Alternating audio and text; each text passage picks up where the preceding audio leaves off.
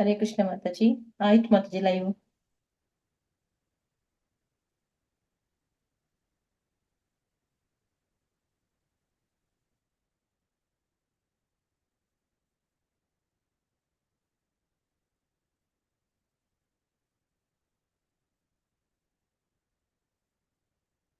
Hare Krishna. Hare Krishna. Screen ಬರ್ತಾ ಇದೆ, record on ಆಗಿದೆ. ಓಕೆ, ಹರೇ ಕೃಷ್ಣ. ಹರೇ ಕೃಷ್ಣ ಎಲ್ಲರಿಗೂ.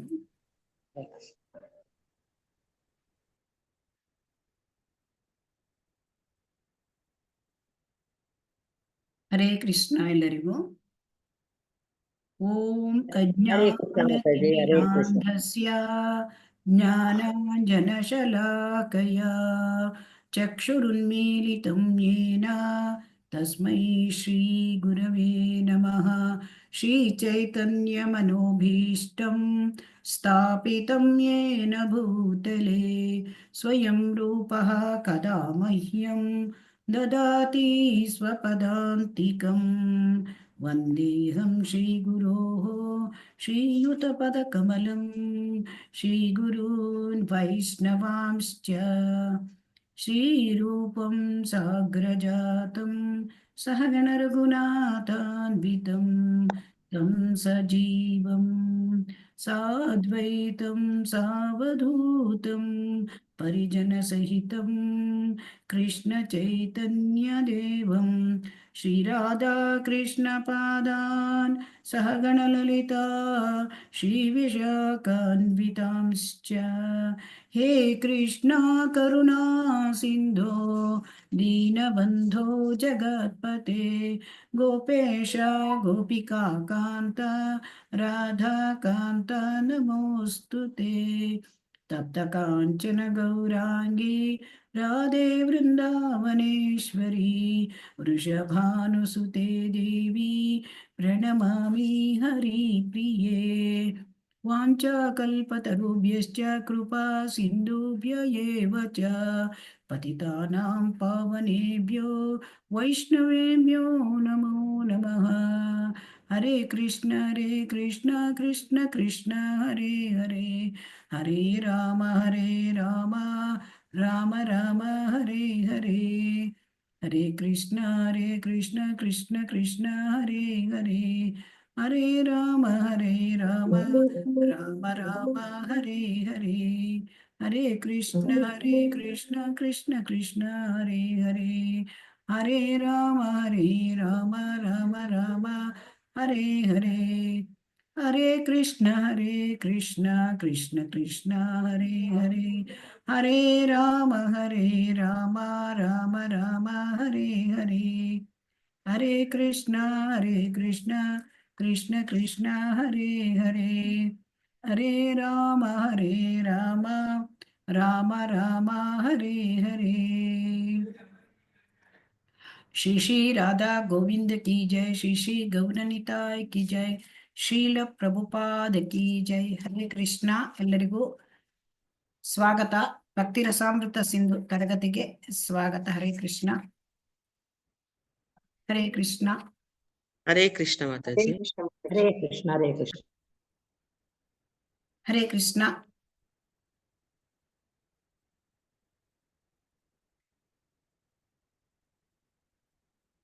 ಶ್ರೀಲ ಪ್ರಭುಪಾದರಿಗೆ ನಾವು ನಮ್ಮ ವಂದನೆಗಳನ್ನು ಸಲ್ಲಿಸುತ್ತಾ ಅವರ ಆಶೀರ್ವಾದವನ್ನು ಬೇಡುತ್ತಾ ಶ್ರೀ ಶ್ರೀ ರಾಧಾ ಗೋವಿಂದರಿಗೆ ನಾವು ನಮಸ್ಕಾರಗಳನ್ನು ಸಲ್ಲಿಸುತ್ತಾ ನಮ್ಮ ಇಂದಿನ ತರಗತಿಯನ್ನು ಪ್ರಾರಂಭ ಮಾಡೋಣ. ಇವತ್ತು ನರಸಿಂಹ ಜಯಂತಿ. ಸೊ ಆ ನರಸಿಂಹ ದೇವರಲ್ಲಿ ನಮ್ಮ ಈ ಭಕ್ತಿಶಾಸ್ತ್ರಿಯಲ್ಲಿ ನಮ್ಮ ಅಧ್ಯಯನ ಸುಗಮವಾಗಿ ನಡೆಯಲಿ ಅಂತ ಪ್ರಾರ್ಥನೆ ಮಾಡ್ಕೊಳ್ಳೋಣ. ಹರೇ ಕೃಷ್ಣ. ಹರೇ ಕೃಷ್ಣ. ಪಾಠ 1 ಅವಲೋಕನ. ಕಳೆದ ವಾರ ನಾವು ಪ್ರಾರಂಭ ಮಾಡಿದ್ದೇವೆ ಭಕ್ತಿ ರಸಾಮೃತ ಸಿಂಧು ತರಗತಿ. ಸೊ ಅದರಲ್ಲಿ ಹರೇ ಕೃಷ್ಣ ಹರೇ ಕೃಷ್ಣ ಹರೇ ಕೃಷ್ಣ. ಹರೇ ಕೃಷ್ಣ ಮಾತಾಜಿ. ಗೀತಾ ಮಾತಾಜಿ ಹ್ಯಾಂಡ್ ರೈಸ್ ಯಾಕೆ ಮಾಡಿದ್ದೀರಾ? ಹರೇ ಕೃಷ್ಣ. ಓದಕ್ಕೆ ಮಾತಾಜಿ. ಓಕೆ. ಹರೇ ಕೃಷ್ಣ. ಹರೇ ಕೃಷ್ಣ. ಹರೇ ಕೃಷ್ಣ. ಹರೇ ಕೃಷ್ಣ. ಇಲ್ಲಿ ನಾವು ಕಳೆದ ವಾರದಲ್ಲಿ ಭಕ್ತಿ ರಸಾಮೃತ ಸಿಂಧು ಈ ಪದವನ್ನ ನಾವು ವಿವರಣೆಯಿಂದ ವಿವರವಾಗಿ ನಾವು ತಿಳಿದುಕೊಂಡಿದ್ದೇವೆ. ಮತ್ತು ಕೃಷ್ಣ ಪ್ರಜ್ಞೆಯಲ್ಲಿ ಶಾಶ್ವತವಾದ ರಸ, ಅದನ್ನು ಸವಿಯುವ ಅನುಭವ, ಆನಂದ ಅದ ಅನುಭವ, ಕೃಷ್ಣಾನಂದ, ಆ ಪ್ರೇಮಾನಂದದ ಅನುಭವನ ಹೇಗೆ ನಾವು ಸವಿಯಬೇಕು, ಅದು ಹೇಗಿರುತ್ತೆ, ಇದನ್ನೆಲ್ಲ ನಾವು ಚರ್ಚಿಸಿದ್ದೇವೆ. ಮತ್ತೆ ಶ್ರೀಲ ರೂಪ ಗೋಸ್ವಾಮಿಯವರ ಮಹತ್ವವನ್ನು ಚರ್ಚಿಸಿದ್ದೇವೆ. ರೂಪ ಗೋಸ್ವಾಮಿಯವರು ಆ ಷಡ್ ಗೋಸ್ವಾಮಿಗಳಲ್ಲಿ ಅವರು ಮುಖ್ಯರಾದವರು ಮತ್ತು ಅವರು ರಸಾಚಾರ್ಯ ಎಂದು ಅವರಿಗೆ ಶ್ರೀ ಚೈತನ್ಯ ಮಹಾಪ್ರಭುಗಳು ಬಿರುದನ್ನು ಕೊಟ್ಟಿದ್ದಾರೆ. ಸೊ ಹಾಗಾಗಿ ಅವರ ಬಗ್ಗೆ ಅವರ ರೂಪ ಗೋಸ್ವಾಮಿ ಪ್ರಭುಪಾದರ ಮಹತ್ವವನ್ನು ಕೂಡ ನಾವು ನೋಡಿದ್ದೇವೆ. ಮತ್ತೆ ಈ ಭಕ್ತಿ ರಸಾಮೃತ ಅದನ್ನು ಬರೆಯುವಾಗ ಭಕ್ತಿಯ ಅಮೃತವನ್ನು ಬರೆಯುವಲ್ಲಿ ಪ್ರಭುಪಾದರ ಉದ್ದೇಶಗಳು ಏನು, ಇದನ್ನು ಕೂಡ ಗುರುತಿಸಲಾಯಿತು. ಅವುಗಳ ಒಂದು ಪ್ರಸ್ತುತಿಯನ್ನು ನಾವು ಈಗಾಗಲೇ ಚರ್ಚೆ ಮಾಡಿದ್ದೇವೆ ಕಳೆದ ತರಗತಿಯಲ್ಲಿ.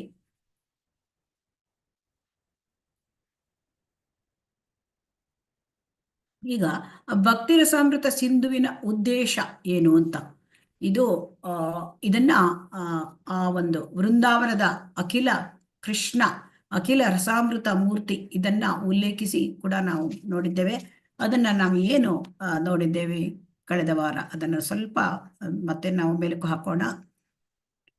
ಸೊ ಅಖಿಲ ರಸಾಮೃತ ಮೂರ್ತಿ ಶ್ರೀ, ಅದಕ್ಕೆ ಪ್ರಸ್ರಮರ ರುಚರುದ್ಧ ತಾರಕಾ ಪಾಲಿ ಕಲಿತ ಶ್ಯಾಮ ಲಲಿತೋ ರಾಧಾ ಪ್ರೇಯನ್ ವಿದುರ್ಜಯತಿ. ಆ ಕೃಷ್ಣ ದೇವೋತ್ತಮ ಪರಮ ಪುರುಷ. ಸೊ ಭಗವಾನ್ ಶ್ರೀಕೃಷ್ಣ ಅವನು ಎಲ್ಲ ಪಾಪಗಳ ನಿವಾರಕ, ಅವನು ಆನಂದದಾಯಕ.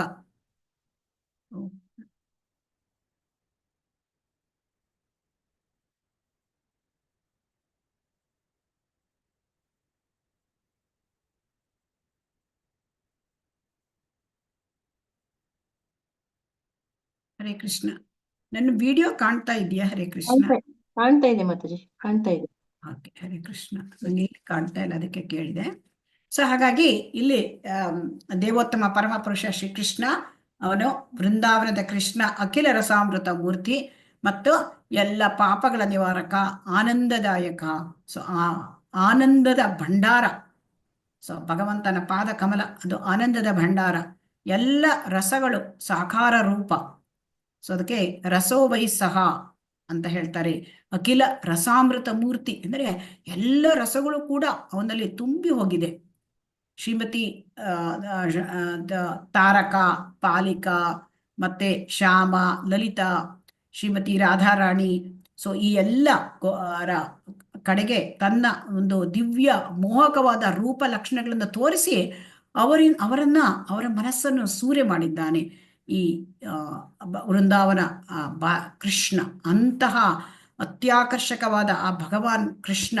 ಸೊ ಅವನು ನಮ್ಮ ಮನಸ್ಸನ್ನು ಆಕರ್ಷಿಸಬೇಕು ಅಲ್ವಾ? ಹರೇ ಕೃಷ್ಣ. ಹೌದು ಮಾತಾಜಿ, ನಮ್ಮ ಮನಸ್ಸನ್ನು ಆಕರ್ಷಿಸಬೇಕು. ಅವನು ಎಲ್ಲ ರಸಗಳನ್ನು ಕೂಡ ಒಳಗೊಂಡಿದ್ದಂತ ಅಖಿಲ ರಸಾಮೃತ ಮೂರ್ತಿ. ಸೊ ಆ ವೃಂದಾವನದ ಕೃಷ್ಣನನ್ನು ನಾವು ಅರಿತುಕೊಳ್ಳಬೇಕು. ಸೊ ನಾವು ಯಾರಿಗಾದ್ರೂ ಆಕರ್ಷಣೆ ಆಗ್ಬೇಕು ಅಂದ್ರೆ ನಾವು ಅವ್ರ ಬಗ್ಗೆ ತಿಳ್ಕೊಬೇಕು ಮೊದ್ಲು ಅಲ್ವಾ?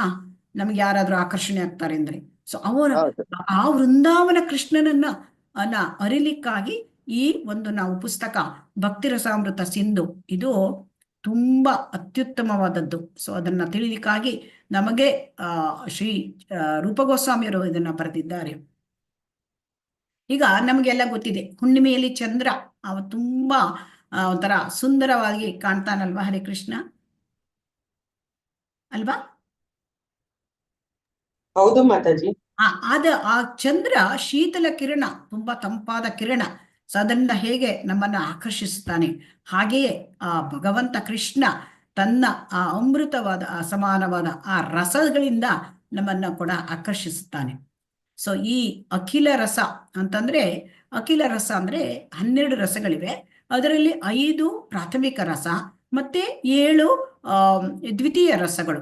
ಸೊ ಪ್ರಾಥಮಿಕ ರಸ ಸೊ ಅಂದ್ರೆ ಅಲ್ಲಿ ಶಾಂತ, ಮತ್ತೆ ದಾಸ್ಯ, ಸಾಖ್ಯ, ವಾತ್ಸಲ್ಯ, ಮಾಧುರ್ಯ ಅಲ್ವಾ?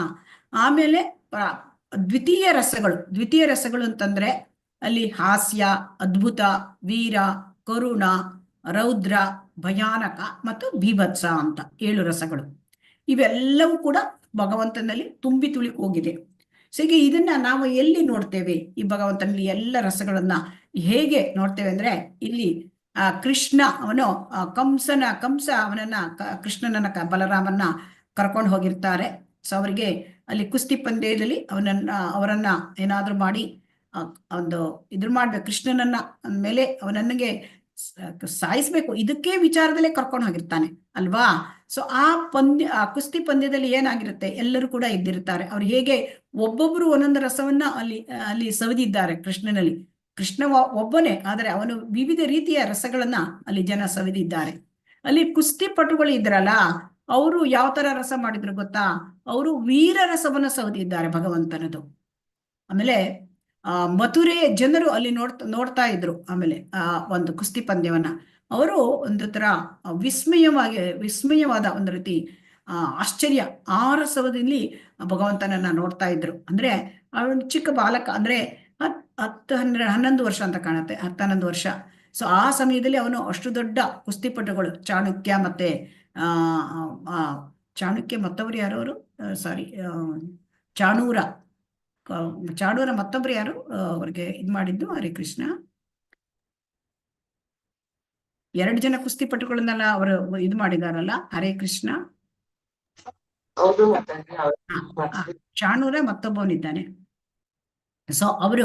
ಸೊ ಅವರನ್ನ ಅವ್ರು ತುಂಬಾ ವಯಸ್ಸಿನಲ್ಲಿ ಕೂಡ ಅಷ್ಟು ದೊಡ್ಡವರು ಮತ್ತೆ ತುಂಬಾ ಸ್ಟ್ರಾಂಗ್ ಇದ್ದಿದ್ರು ನೋಡ್ಲಿಕ್ಕೆ.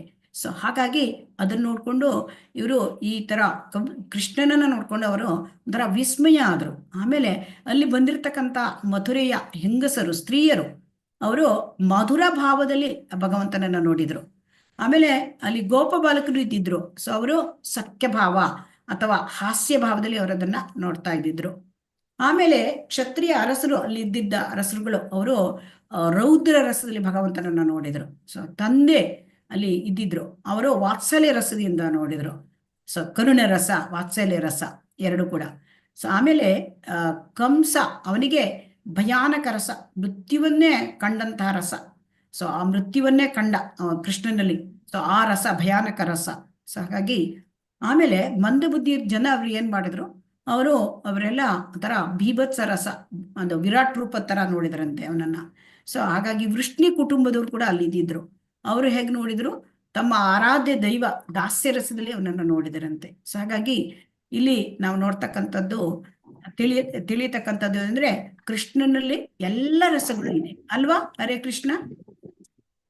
ಎಲ್ಲ ರಸಗಳು, ಯಾರಿಗೆ ಯಾವ ರಸ ಬೇಕಾಗುತ್ತೋ ಆ ರಸದಲ್ಲಿ ಭಗವಂತ ತನ್ನನ್ನ ತೋರ್ಪಡಿಸ್ಕೊಂಡು ಅವರಿಗೆ ಅದು ಕೊಟ್ಟಿದ್ದಾನೆ ಎಲ್ಲ ರಸವನ್ನ ಸವಿಲಿಕ್ಕೆ.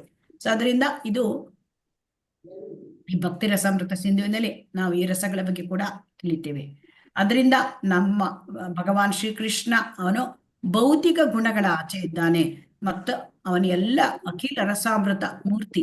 ಹಾಗಾಗಿ ಅವನನ್ನು ನಾವು ಧ್ಯಾನಿಸಬೇಕು. ಹರೇ ಕೃಷ್ಣ. ಮಾತಾಜಿ ಮ್ಯೂಟ್ ಮಾಡಬೇಕು. ಹರೇ ಕೃಷ್ಣ.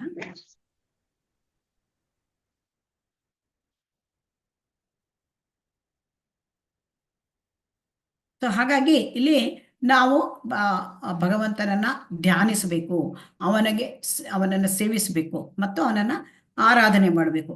ಈಗ ಕೃಷ್ಣ ಗೋಪಿಯರ ಮಧ್ಯೆ ಹೇಗೆ ರಾಸನೃತ್ಯ ಮಾಡುವಾಗ ಹೇಗೆ ಕಾಣ್ತಾ ಇದ್ದ ಅಂದ್ರೆ, ಆ ಬಂಗಾರದ ಮಧ್ಯೆ ನೀಲವಾದ ಒಂದು ನೀಲಮಣಿ ಇದ್ರೆ ಹೇಗೆ ಕಾಣುತ್ತೆ, ಆ ತರ ಅವನ ಆಕರ್ಷಕ ಮಾಡ್ತಾ ಇದ್ದ. ಅಂದ್ರೆ ಕಣ್ಣಿಗೆ ತುಂಬಾ ಸುಂದರವಾಗಿ ಕಾಣ್ತಾ ಇದ್ದ. ಸೊ ಹಾಗಾಗಿ ಅಂತಹ ವೃಂದಾವನ ಕೃಷ್ಣ, ಅವನ ಬಗ್ಗೆ ನಾವು ಅರ್ಥ ಮಾಡ್ಕೊಳ್ಬೇಕು. ಅದಕ್ಕೆ ನಾವು ಈ ಭಕ್ತಿ ರಸಾಮೃತ ಸಿಂಧುವನ್ನ ನಾವು ಹರೇ ಕೃಷ್ಣ ಅಧ್ಯಯನ ಮಾಡ್ತಾ ಇದ್ದೇವೆ. ಹರೇ ಕೃಷ್ಣ.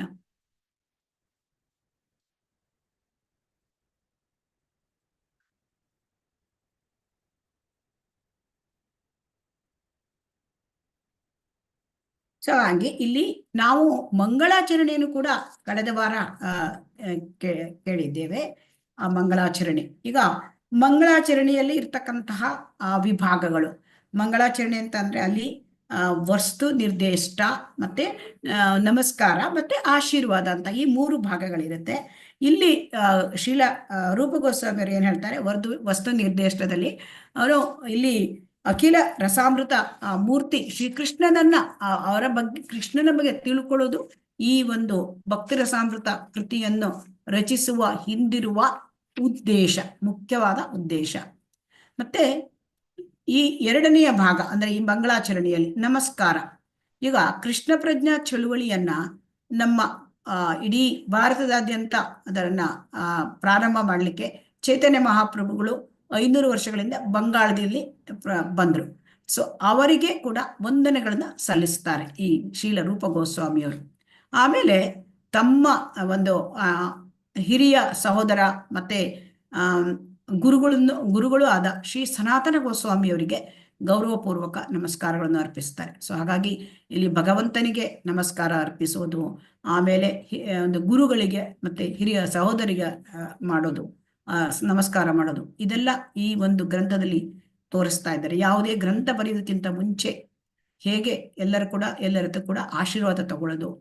ಆಮೇಲೆ ಈಗ ಅವರು ಆಶೀರ್ವಾದ ಮಾಡ್ತಾರೆ. ಅಂದ್ರೆ ಯಾರು ಈ ಗ್ರಂಥವನ್ನ ಓದ್ತಾರೆ ಅವರೆಲ್ಲರಿಗೂ ಕೂಡ ಒಳ್ಳೇದಾಗಲಿ ಅಂತ ರೂಪ ಗೋಸ್ವಾಮಿಯವರು ಎಲ್ಲರಿಗೂ ಕೂಡ ಆಶೀರ್ವಾದವನ್ನು ಮಾಡ್ತಾರೆ. ಸೊ ಆಮೇಲೆ ಇಲ್ಲಿ ಶ್ರೀಲ ಪ್ರಭುಪಾದರು ರೂಪ ಗೋಸ್ವಾಮಿಯವರು ಬರೆದಿರ್ತಕ್ಕಂತಹ ಆ ಒಂದು ಮೊದಲಿನ ಒಂದು ಕೃತಿ, ಅದರಲ್ಲಿ 2129 ಶ್ಲೋಕಗಳು ಮತ್ತು ಸಂಸ್ಕೃತದಲ್ಲಿ ಇದೆ. ಅದನ್ನ ನಮಗೆಲ್ಲರಿಗೂ ಕೂಡ ತುಂಬಾ ಸರಳವಾಗಿ ಅರ್ಥವಾಗುವ ರೀತಿಯಲ್ಲಿ ಈ ಕೃತಿಯನ್ನ ಕ್ರೋಢೀಕರಣ ಮಾಡಿದ್ದಾರೆ. ಸೊ ಇದರಲ್ಲಿ ಇದಕ್ಕೆ ಮುಂಚೆ ಅವರು ಶ್ರೀಲ ಪ್ರಭುಪಾದರು ಕೂಡ ತಮಗೆ ಇದನ್ನ ಸ್ಫೂರ್ತಿ ನೋಡಿರ್ತಕ್ಕಂತಹ ಈ ಒಂದು ಪುಸ್ತಕವನ್ನ ಕ್ರೋಢೀಕರಣ ಮಾಡಲಿಕ್ಕೆ ಅಲ್ಲಿ ಶ್ರೀಲ ಪ್ರಭುಪಾದರು ತಮ್ಮ ಗುರುವಾದ ಭಕ್ತಿ ಸಿದ್ಧಾಂತ ಸರಸ್ವತಿ ಗೋಸ್ವಾಮಿ ಅವರಿಗೆ ಮತ್ತೆ ಇವರಿಗೆ ರೂಪ ಗೋಸ್ವಾಮಿ ಪ್ರಭುಪಾದರಿಗೆ ಅವರಿಗೆಲ್ಲರಿಗೂ ಕೂಡ ಅವರು ಆದರವಾದ ಒಂದು ಗೌರವವಾದ ಒಂದು ನಮಸ್ಕಾರಗಳನ್ನು ಸಲ್ಲಿಸಿ ಈ ಒಂದು ಕೃತಿಯನ್ನ ಕ್ರೋಢೀಕರಿಸುತ್ತಾರೆ. ಸೊ ಅದರಿಂದ ನಾವು ಇಲ್ಲಿ ತಿಳ್ಕೊಳ್ಬೇಕು, ಅಂದ್ರೆ ಯಾವುದೇ ಒಂದು ಕೃತಿಯನ್ನು ಮಾಡಬೇಕಾದ್ರೆ ಎಷ್ಟು ಮುಖ್ಯವಾದದ್ದು ಆ ಒಂದು ಆಶೀರ್ವಾದ ತಕೊಳ್ಳೋದು, ನಮಸ್ಕಾರ ಮಾಡೋದು ಅಂತ ಅಲ್ವಾ. ಹರೇ ಕೃಷ್ಣ. ಸೊ ಹಾಗೆ ನಾವು ಕಳೆದ ವಾರ ಅದರಲ್ಲಿ ಕೂಡ ಶುದ್ಧ ಭಕ್ತರು ಹೇಗೆ ಕಡಲಿನಲ್ಲಿ ಅಂದ್ರೆ ಭಕ್ತಿ ರಸ ಹೇಳ್ತಕ್ಕಂಥದ್ದು ಕಡಲು, ಆ ಕಡಲಿನೊಳಗೆ ಅದು ಆಳವಾದ ಒಂದು ನೀರಿನ ಆಳದಲ್ಲಿ ದೊಡ್ಡ ದೊಡ್ಡ ಮೀನುಗಳು, ತಿಮ್ಮಿಂಗಲ್ಗಳ ತರ ಅವರು ಅಲ್ಲಿ ಭಕ್ತಿಯ ರಸದಲ್ಲಿ ಈಜಾಡಿ ಅಲ್ಲಿ ಆನಂದಿಸ್ತಾರೆ. ಅವರಿಗೆ ಈ ಒಂದು ಯಾವುದೇ ಕಾಲದ ಪ್ರಭಾವ ಅವರ ಮೇಲೆ ಇರೋದಿಲ್ಲ. ಯಾಕೆ ಕಾಲದ ಪ್ರಭಾವ ಇರೋದಿಲ್ಲ ಅಂತಂದ್ರೆ ಅವರು ಈ ಒಂದು ಭಕ್ತಿಯಲ್ಲಿ ಇರೋದ್ರಿಂದ, ಭಕ್ತಿಯ ಆನಂದದಲ್ಲಿ ಇರೋದ್ರಿಂದ, ಕೃಷ್ಣಾನಂದದಲ್ಲಿ ಆ ಪರಮಾನಂದದಲ್ಲಿ ಇರೋದ್ರಿಂದ ಅವರಿಗೆ ಈ ಒಂದು ಕಾಲದ ಪ್ರಭಾವ ಇರೋದಿಲ್ಲ. ಅವರು ಈ 3 ಗುಣಗಳಿಂದ ಆಚೆ ಇರ್ತಾರೆ. ಸೊ ಶುದ್ಧ ಭಕ್ತರಾಗಿರೋದ್ರಿಂದ ಭಗವಂತ ಅವರನ್ನ ಕಾಪಾಡ್ತಾನೆ. ಸೊ ಹಾಗಾಗಿ ಅವರಿಗೆ ಯಾವುದೇ ಕಾಲದ ಪ್ರಭಾವ ಇಲ್ಲ. ಈಗ ನಾವು ಅವತ್ತು ಕೂಡ ಡಿಸ್ಕಸ್ ಮಾಡಿದ್ದೇವೆ, ಉಳಿದ ಎಲ್ಲ ಅಂದ್ರೆ ಮಾರ್ಗಗಳು, ಅಂದ್ರೆ ಅಲ್ಲಿ ನೇರ ಸಮುದ್ರಕ್ಕೆ ಸೇರ್ತಕ್ಕಂತಹ ಆ ನದಿಗಳ ಹೋಲಿಸಲಾಗಿದೆ. ಸೊ ಅದರಲ್ಲಿ ನದಿಗಳಲ್ಲಿ ಹೋಲಿಸಿದ್ರೆ ಅಲ್ಲಿ ಏನಾಗುತ್ತೆ, ಅಲ್ಲಿ ಆವಿಯಾಗ್ಬಿಡುತ್ತೆ ಅಲ್ವಾ, ನೀರು ಆವಿಯಾಗ್ಬಿಡುತ್ತೆ ನದಿಯಲ್ಲಿ, ಆ ಸಮುದ್ರದ ಮೇಲಿನ ಇರ್ತಕ್ಕಂಥ ನೀರು, ಮತ್ತೆ ಅದು ಮೋಡವಾಗಿ ಮತ್ತೆ ಮಳೆಯಾಗತ್ತೆ. ಇದು ಯಾಕೆ ಹೀಗೆ ಅದನ್ನ ಹೇಳ್ತಾರೆ? ಯಾರಾದ್ರೂ ಹೇಳ್ತೀರಾ? ಹರೇ ಕೃಷ್ಣ, ಯಾರಿಗೆ ಇದನ್ನು ಹೋಲಿಸಿದ್ದಾರೆ ಮತ್ತೆ ಹೇಗೆ ಹೋಲಿಸಿದ್ದಾರೆ? ಇದು ನಿರಾಕಾರವಾದಿಗಳಿಗೆ ಹೋಲಿಸಿದ್ದಾರೆ ಮಾತಾಜಿ. ಹೇಗೆ ನಿರಾಕಾರವಾದಿಗಳು ಭಕ್ತಿ ಯೋಗದಲ್ಲಿ ಸಂಪೂರ್ಣವಾಗಿ ತೊಡಗಿಕೊಳ್ಳದೆ ಅವರು ಭಗವಂತನ ಪ್ರಭೆಯಲ್ಲೇ ಲೀನರಾಗಿ ಹೋಗ್ತಾರೆ. ಮತ್ತೆ ಸ್ವಲ್ಪ ಕಾಲದ ನಂತರ ಮತ್ತೆ ಭೂಮಿಗೆ ಅವರು ಮರು ಜನ್ಮ ಪಡೆದು ಬರ್ಲೇಬೇಕಾಗತ್ತೆ. ಅದಕ್ಕೆ ಹೋಲಿಸಿ ಇದು ನದಿಯ ನೀರು ಆವಿಯಾಗಿ ಹೋಗತ್ತೆ, ಮೋಡಗಳಲ್ಲಿ ಹೋಗಿ ಮತ್ತೆ ಮಳೆಯಾಗಿ ನೆಲದ ಮೇಲೆ ಧರೆಗೆ ಇಳಿಯಬೇಕಾಗತ್ತೆ. ಅದು ಹೋಲಿಕೆಯನ್ನ ಇಲ್ಲಿ ತಾವು ಹೇಳಿದ್ರು ಹೋದ್ ಸರ್ತಿ. ಹರೇ ಕೃಷ್ಣ. ಅಂದ್ರೆ ಅವರು ಅಂದ್ರೆ ಪಾದ ಕಮಲಗಳಲ್ಲಿ ಆಶ್ರಯ ತೆಗೆದುಕೊಂಡಿರೋದಿಲ್ಲ. ಸೊ ಹಾಗಾಗಿ ಅಲ್ಲಿ ಅವರು ಇದರಲ್ಲಿ ಲೀನವಾಗಿ ಬ್ರಹ್ಮಜ್ಯೋತಿಯಲ್ಲಿ ಲೀನವಾಗ್ಲಿಕ್ಕೆ ಅವರು ಇಷ್ಟಪಡ್ತಾರೆ. ಮತ್ತು ಅಲ್ಲಿ ಯಾವುದೇ ಭಕ್ತಿಯ ಚಟುವಟಿಕೆಗಳು ಇರೋದಿಲ್ಲ.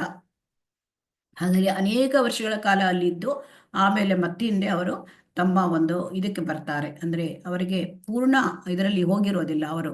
ಭಗವಂತನೆಲ್ಲ ಆಶ್ರಯ ತಗೊಂಡಿರೋದಿಲ್ಲ. ಸೊ ಅದಕ್ಕೆ ಮತ್ತೆ ಹಿಂದೆ ಭೌತಿಕ ಪ್ರಪಂಚಕ್ಕೆ ಬರ್ತಾರೆ. ಸೊ ಇದನ್ನು ಕೂಡ ಅಲ್ಲಿ ಶೀಲ ರೂಪ ಗೋಸ್ವಾಮಿಯವರು ಶೀಲ ಪ್ರಭುಪಾದರು ಅದನ್ನ ಅಲ್ಲಿ ವಿವರಿಸಿದ್ದಾರೆ.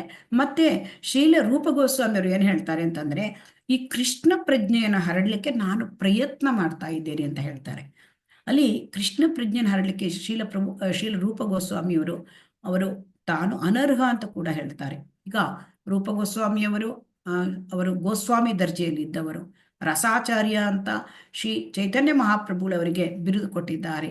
ಸೊ ಇಂತಹ ಆ ರೂಪ ಗೋಸ್ವಾಮಿಯವರು ಈ ರೀತಿ ಹೇಳ್ತಾರೆ ಅಂದ್ರೆ ಅದು ಅವರ ಒಂದು ಅಂದ್ರೆ ಅವರ ಒಂದು ನಮ್ರತೆ.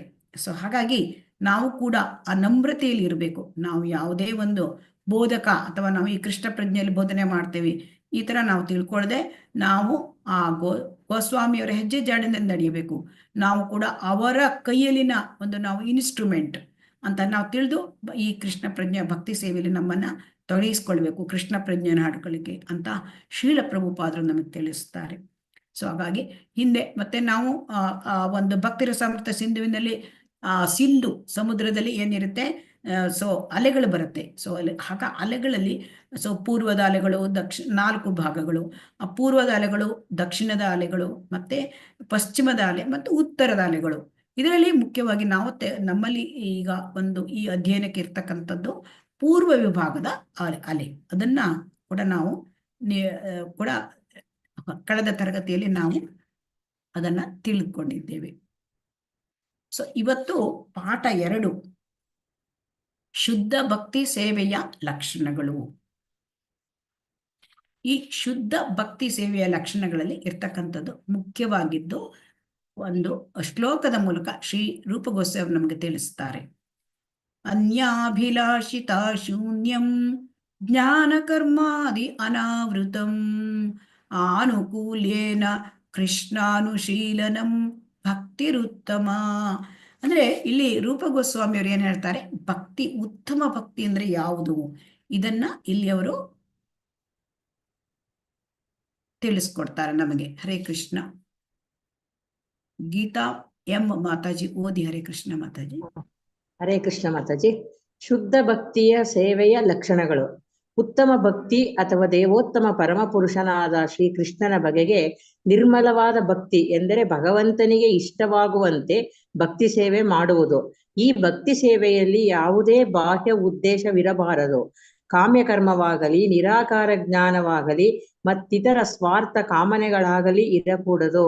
ಹರೇ ಕೃಷ್ಣ ಮಾತಾಜಿ. ಹರೇ ಕೃಷ್ಣ.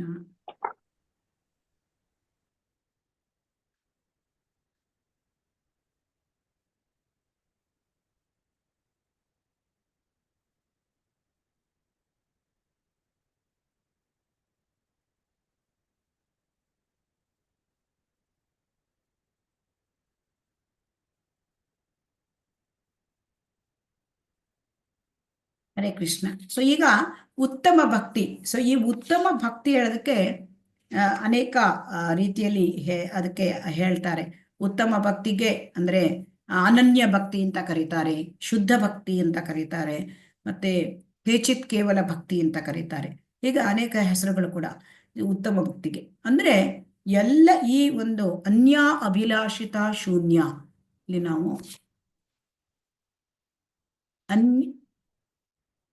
ಅನ್ಯ ಅಭಿಲಾಷಿತ ಶೂನ್ಯ. ಅನ್ಯ ಅಭಿಲಾಷಿತ ಶೂನ್ಯ ಅಂತಂದ್ರೆ ಎಲ್ಲ ಭೌತಿಕ ಆಸೆಗಳನ್ನು ಬಿಟ್ಟು ಬಿಡ್ಬೇಕು. ಈ ಭೌತಿಕ ಆಸೆಗಳನ್ನು ಬಿಡ್ಲಿಕ್ಕಾಗುತ್ತಾ ಹರೇ ಕೃಷ್ಣ? ಜೀರೋ ಮಾಡ್ಲಿಕ್ಕಾಗತ್ತಾ? ಶೂನ್ಯ ಮಾಡ್ಲಿಕ್ಕಾಗತ್ತಾ? ತುಂಬಾ ಕಷ್ಟ ಮಾತಾಜಿ. ಆಗತ್ತಾ? ಅದು ಶುದ್ಧ ಭಕ್ತರಿಗೆ ಆಗತ್ತೆ, ಅಲ್ಲಿ ಮಟ್ಟಕ್ಕೆ ಇರ್ಬೇಕು. ಆಸೆಗಳನ್ನ ಶೂನ್ಯ ಮಾಡ್ಲಿಕ್ಕೆ ಆಗೋದಿಲ್ಲ, ಆಸೆಗಳನ್ನ ಶೂನ್ಯ ಮಾಡ್ಲಿಕ್ಕೆ ಆಗೋದಿಲ್ಲ.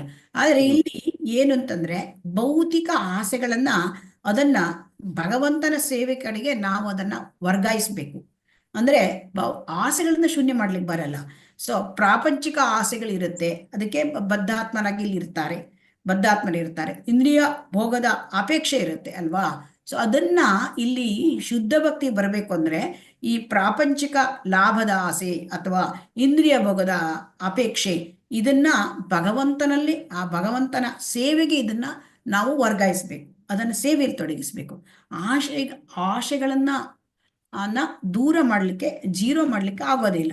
ಈಗ ಜ್ಞಾನ ಕರ್ಮಾದಿ ಅನಾವೃತಂ, ಈಗ ಎರಡನೇದು ಜ್ಞಾನ ಕರ್ಮಾದಿ ಅನಾವೃತಂ ಅಂದ್ರೆ ಏನು? ಈಗ ಜ್ಞಾನ ಕರ್ಮಗಳು ಅನಾವೃತ ಅಂತ ಹೇಳಿದ್ದಾರೆ, ಅಲ್ಲಿ ಕೂಡ ಶೂನ್ಯ ಅಂತ ಹೇಳಿಲ್ಲ. ಸೊ ಇಲ್ಲಿ ಜ್ಞಾನ ಕರ್ಮಗಳು ಭಕ್ತಿಗೆ ಅನುಕೂಲಕರವಾಗಿದ್ದ ಜ್ಞಾನ ಕರ್ಮಗಳು ಬೇಕು. ಅದು ಹೇಗೆ ಅಂದ್ರೆ, ಯಾವ ಕರ್ಮಗಳನ್ನು ಮಾಡಿದರೆ ಭೌತಿಕ ಬಂಧನದಿಂದ ನಾವು ಅದು ಉಂಟು ಮಾಡೋದಿಲ್ಲ ಅಂತ ಕರ್ಮಗಳು, ಅದನ್ನು ಮಾಡಬೇಕು. ಅಂದ್ರೆ ಯಾವ ಕರ್ಮಗಳನ್ನು ಮಾಡಿದರೆ ಈಗ ಭೌತಿಕ ಬಂಧನ ಉಂಟಾಗತ್ತೆ ಅಲ್ವಾ? ಕರ್ಮಗಳನ್ನು ಮಾಡಿದ್ರೆ ನಮಗೇನಾಗುತ್ತೆ? ಕರ್ಮಕ್ಕೆ ಪ್ರತಿಕ್ರಿಯೆಗಳು ಉಂಟಾಗತ್ತೆ ಅಲ್ವಾ? ಸೊ ಪ್ರತಿಕ್ರಿಯೆಗಳು ಉಂಟಾದಾಗ ಅದು ನಮಗೆ ಕರ್ಮ ಬಂಧನವನ್ನು ಉಂಟು ಮಾಡುತ್ತೆ. ಸೊ ಆದ್ರಿಂದ ಯಾವ ಕರ್ಮವನ್ನು ಮಾಡಿದರೆ ಭಗವಂತನಿಗೆ ಇಷ್ಟ ಆಗತ್ತೆ, ಸೊ ಯಾವ ಕರ್ಮವನ್ನು ಮಾಡಿದ್ರೆ ನಮಗೆ ಒಂದು ಭೌತಿಕ ಬಂಧನ ಉಂಟಾಗೋದಿಲ್ಲ ಅಂತಹ ಕರ್ಮಗಳನ್ನು ಮಾಡಬೇಕು. ಆದರೆ ಯಾವ ಕರ್ಮಗಳು ಮಾಡಿದರೆ ಭೌತಿಕ ಬಂಧನಗಳು ಉಂಟಾಗುತ್ತೆ ಅಂತ ಕರ್ಮಗಳನ್ನು ಬಿಡಬೇಕು.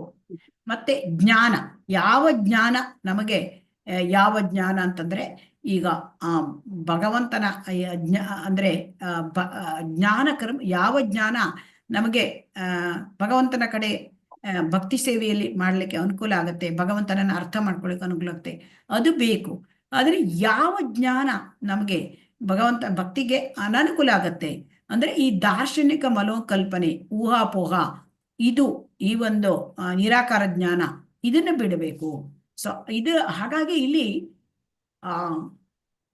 ಜ್ಞಾನ ಕರ್ಮಾದಿ ಅನಾವೃತಂ ಅಂತ ಹೇಳಿದ್ದಾರೆ.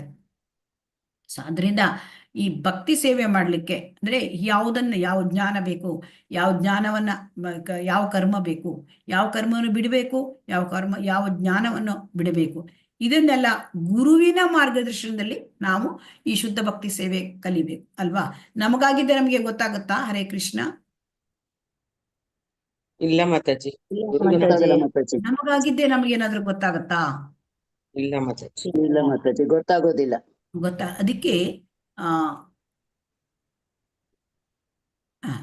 ಅದಕ್ಕೆ ನಾವು ಏನ್ ಮಾಡ್ಬೇಕು?